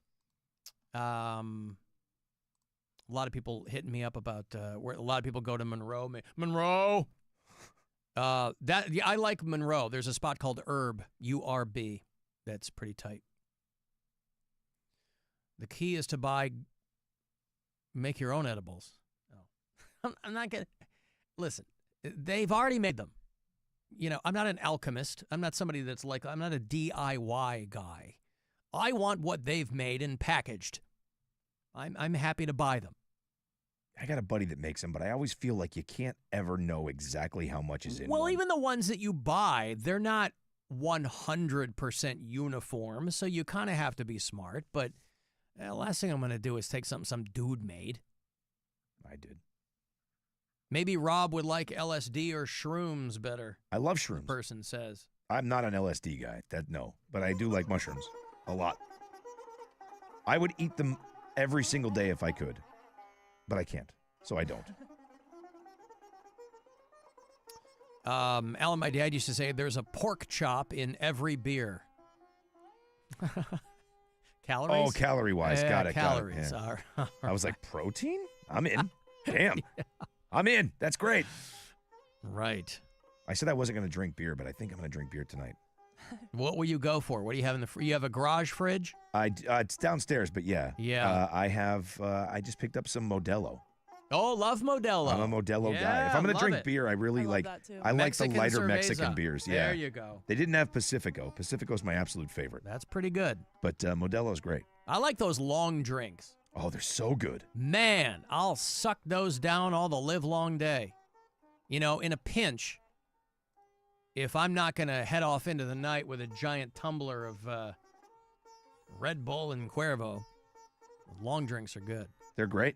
All right, so no LSD. Nope. For Rob. No, it's not my thing, man. I stayed away from that one because I was always afraid of like that bad trip, right? Like they say you can get all screwed up for the rest of your life. So I stayed away from it. Probably just an old wives' tale. But I did stay away from LSD. You know what I used to love back in the day, about 20 years ago? A friend of mine turned me on to it, but it just got too hard to find, and I think it might be kind of old-timey, is a Pimm's cup. What's that? You ever had Pimm's? So they make it's like a gin-based. Yeah, but they have like Pimm's number 7. They have like different numbers. Okay. Pimm's number 1. I don't know how prevalent Pimm's is anymore, but like 20 years ago, man, all I was drinking was Pimm's cup. Because if you like gin, it's based in that, and then you put some lemon in it, and it's so good. So it rolls like a sangria. I guess. I mean, it is on the fruity side of things, but yeah. You get a little ginger ale in there. Because I do like my drinks on the... Somebody was like, tonic water's got a lot of sugar. I'm like, hell yeah, it does. I like my drinks a little on the sweet side. When we go out, I've been doing the gin and soda, fresh lime. I like that. Sorry? I said, there you go. Yes. Thank you. Alan, don't go to Herb. That's for tourists and homosexuals. Well, I am one of those. I'll let you guess which one. That's okay. Oh, Mr. Cook, I miss you so much. All right. I haven't heard from this guy in a while. Guy? Person of indeterminate sex and or gender? I don't know. Yeah. Oh, Mr. Cook, I miss you so much. I want to hold your hand and take a walk with you through fields of flowers. We hold hands. I smack you, you punch me in the face, and then I smack you some more. And then we hold hands some more, and then we share a banana split together. I love you. Wow. Yeah, okay, thank you. I kind of like it. You punch me in the face, and then I smack you some more, and then we hold hands, and then we share a banana split. I mean, you had me at punch me in the face. I don't know why you had to go through all that other mishigas, but okay. Same guy? Is it the same guy? Stupid show. Alan, you're a homo. Oh, boy. Alan, just shut your mouth. Alan, it's the dumbest show without a doubt. You're homosexual. Wow. So aggressive. There's so much projection on the part of some of our listeners. There's so much latent, unrealized homosexuality. If I were a gay man, I'd be loud and proud about it, right? I'd be the loudest, Rob, and I'd be the proudest. Good for you, man. Of course. If I was a gay man, I'd make pound cake look like Don Draper. You know, Mike in Parma, our buddy Mike, the Mike from Parma. The Mike in Parma. He was posting some video. He went to that Breaking Benjamin and Stained show last night out at Blossom. I saw those videos. Yeah, they look good. We gave away a bunch of tickets for that, and I was like, oh, golly, if people are going to be bummed out if they didn't get to that show, blah, blah, blah. The next day, today, they announce Aaron Lewis and what I have to assume is his other band of good old boys. Yeah. If you like the MAGA countryside of Aaron Lewis, he's coming back in December. He's going to do MGM Northfield Park. And what if you don't like that side of Aaron Lewis? Well, that's why they're doing a smaller venue. I mean, you're not going to put that in Blossom, but Aaron Lewis and the State Liners, which sounds like a feminine hygiene product, but I mean, the tour is called American as It Gets. Oh, my God. And that's going to be December 10th at MGM Northfield Park. So if you're an Aaron Lewis fan, you know, we've ribbed him a bit, but I mean, there are people who really dig what he does. And you might like him with Stain, you might like his other stuff. But Aaron Lewis and the State Liners will play Northfield Park December the 10th. Those tickets will go on sale this Friday at 10 a.m. You disapprove. Yeah. Dude, it's not even disapprove. I mean, he's from your home state. Isn't he from your town? From my town, Springfield, Massachusetts. It's so on brand for Aaron Lewis to call a tour that. America. I don't even know what his brand is anymore. That's my thing, is I'm like, listen, I think if you're an artist, you want to spread your wings as far as you possibly can. And Aaron Lewis, listen, he's multifaceted. Yeah, that's right. What he is. Yeah, yep. That's not where you're going exactly what he. No. Listen, again, do what you want. Like you said, you're an artist. You want to be creative. That's fine. Yeah. Pick a lane. Stay in your lane. But why? But this is what I'm saying. Because why? What if lane? Things, like you can't do more than one thing. But if things aren't working on one side, let's go be something completely different. Well, yeah, because there's people who like that. Right. He's trying to put asses in seats. Okay. American as it gets, Alan. Okay, but it's like literally it's like watching. Remember the episode of Family Guy when Lois ran for office and all she did when she got up on stage was go 9/11 and the crowd would clap for her and loved her. That's Aaron Lewis. Yeah. There you go. American as it gets, you sons of bitches. Let's put asses in the seats. Woohoo! Yeah, he was wearing a T-shirt that said "Fauci lied." Yeah, of course. Yeah, that's okay. On brand. Yeah. Well, you might like that brand. And Aaron Lewis is going to be back at MGM Northfield Park. Try giving short, simple answers. Mrs. Griffin, what do you plan to do about crime in our city? A lot. Because that's what Jesus wants. 9/11 was bad. I agree with that. What are your plans for cleaning up our environment? 9/11. What about our traffic problem? 9/11. It seems a There you little weird they would cheer for 9/11. But then again, never forget. Listen, here's what I'm saying. I don't know what version of Aaron Lewis we'll get because, to your point, he really has gone back and forth. But he's been doing this country thing now for like 15 years. Oh, that's what you're going to get. That's exactly what this is going to be. Well, yeah, with the state liners. Yeah, you're not going to. So he scratches the stained itch and makes money. He ain't making money off this. But it's like the actors who go, I do a big budget movie, 1 for them, 2 for me. Sure. I make a ton of money doing some dumb Marvel thing, and then I get to scurry off and do a couple of independent movies that really let me stretch my legs. Maybe that's where he is. Sure. That's exactly what it is. I'm sure that now, I will say this. I can only assume that if you're somebody who doesn't like in-between song banter, this might not be for you. That's all he does. There will probably be a lot of inter-song banter. And again, there ain't going to be no woke rock and roll tonight. Exactly right. And again, again, you're leaving empathy at the door? Is that what you're saying? Okay. Whatever your beliefs, it doesn't matter. Play the song. Shut up and play the song. Wow. And that's just what he does. It's so obnoxious. You should go and wear a shirt that says "Shut up and play the song." I should say I should wear a shirt that says Fauci was right and stand in the front row to see watch his head explode. So the antithesis of his shirt. Wear a T-shirt that says Don Jr. is the new Hunter. Yeah. Oh, he'd love that. They'd probably have me kicked out. Speaking of doors, Alan, did you see that they found the Jim Morrison statue? I did see that when I was in Paris many years ago. Visited the Jim, and again, I'm not a huge Doors guy. I think they're one of the most overrated bands in rock and roll. But, they found the Jim Morrison statue that had been missing. Since like the 80s, right? 37 years, they said. Yeah. That's a long time. They had to put a barricade around his gravesite because too many people were banging on it. Jim Morrison's stolen grave bust found after 37 years.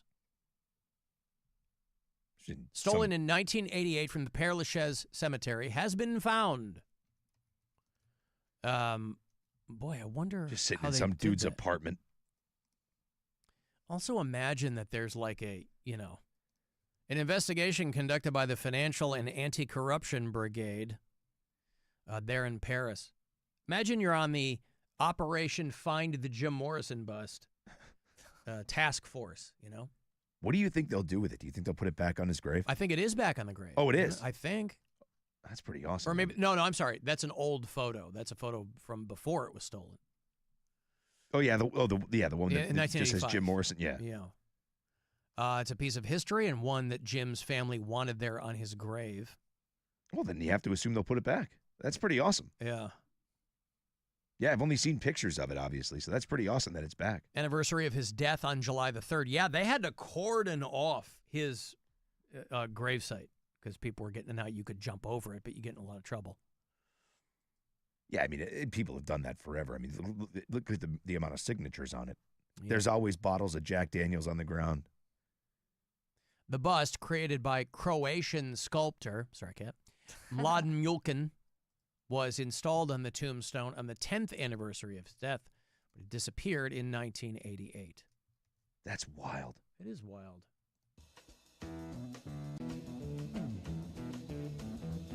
You know the day destroys the night, night divides the day. Try to run, try to hide. Break on through the other side. Break on through, break on through the other side.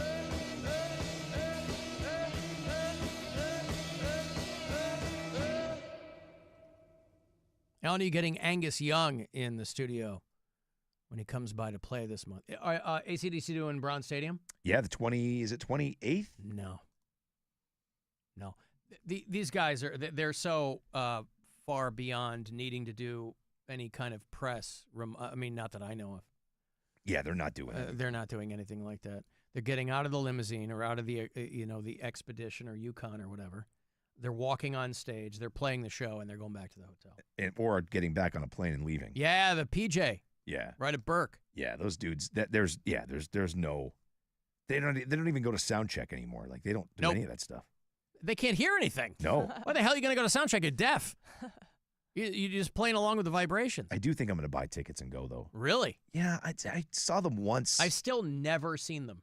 See, it was my son's first concert. Let's see if we can get good tickets. AC, DC.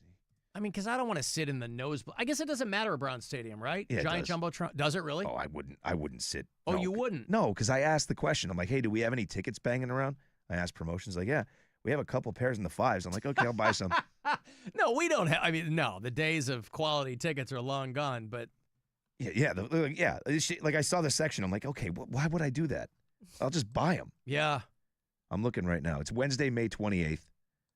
Oh, that's coming out. Oh, that's like next week. Oh, well, I'll be on the Cleveland Funny Bus, Rob. Oh, man. I can't be there anyway. I think I'm.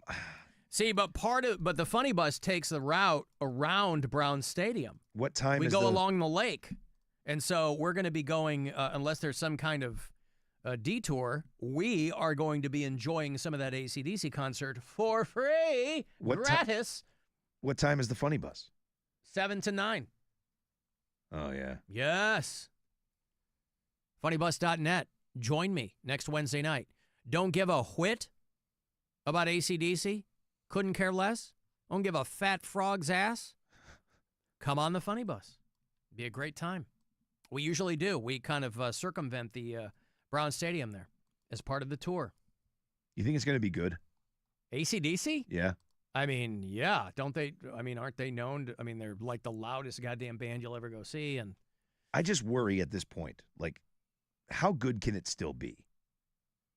Well, I mean, Brian Johnson has sounded for a long time like he's gargling broken glass. Having a rough you go. kind of know that going in. But my thought is always that, there's a lot of bands you go see them live, and they're tired of playing the same songs over and over again. So they really deviate. If you ever go see the Black Crowes live, and I love the Black Crowes, but if you ever go see the Black Crowes, half the time you don't know what goddamn song they're playing because they've gone so far off. Oh, it's that bad? Well, I saw them with Tom Petty on that years ago, and they were all over the place. Now, that could have been a function of Chris Robinson still being in the throes of whatever he was going through. Maybe he literally couldn't remember the lyrics. But it was more like the band was taking you on a different journey. And I have always kind of been like play the song the way I know it. Yeah. That's why I bought a ticket. I'd like to hear that version, but live. AC/DC, I don't see them going. They're like, bramp, bramp, bramp. Oh, here's the next one. Bramp, bramp. I mean, it's like McDonald's. You know what you're going to get with their French fries. At least that's the thought. And AC/DC, you know what you're going to get. It's going to get out cost there me to play Back in Black. It's going to cost me $500 if I want to get I good would tickets. not go for $500. Well, it says I can get. I don't want to sit up top. I'd get them like day before. I bet you find them dirt cheap the day before. You think so? Yeah. I bet you find backstage tickets for $30 a pop. Get to be roadie for a day? Uh-huh. Just imagine Jean Simmons is charging people $12,000 to be roadie for a day. AC/DC just like bumps into a guy on the corner and they're like, "Want be our roadie?" Because they're Australian. Yes. I always forget. I mean, Brian Johnson's Scottish. But, those guys are Australian. Arnar. Arnar. Where's our roadie? Arnar. Arnar. Anywho, next Wednesday night, I'll be on the Funny Bus. I hope you will be too. Yeah, $250 a pop if I want decent seats. Oh, God. But if you want Funnybus.net. you want Way floor less seats, than $900. Woo! Wow. I don't. I don't either. I will wait. Although the Pretty Reckless is opening, and I do like them. They are good. A That lot. Taylor Momsen boy, she knows what's up. She's fantastic. Been a long time since she was Cindy Lou Who. I know. Okay, gotta go. Thanks, guys, for hanging out. Rob, how can people find you in the off hours? Oh, it's simple. WMMS Rob on the Instagrams. Katarina? Cat Be Creative or the Serbian Queen on Instagram. All right. I'm Alan Cox Show on all of your pertinent platforms. This show will show up wherever you get your podcasts. If you listen to us on our iHeartRadio app, you can drop messages there for us using the talkback button. Voicemails on the After Hours line, 216-986-8903. And email me for anything, Alan at AlanCoxShow.com. What else? Corey Roddick Experience. All that Guardians baseball got postponed to tomorrow, so you are getting A Man in Full with Corey R. Roddick. Next. Thanks, guys, for hanging out. I'll see you in hell. And now I must leave you as the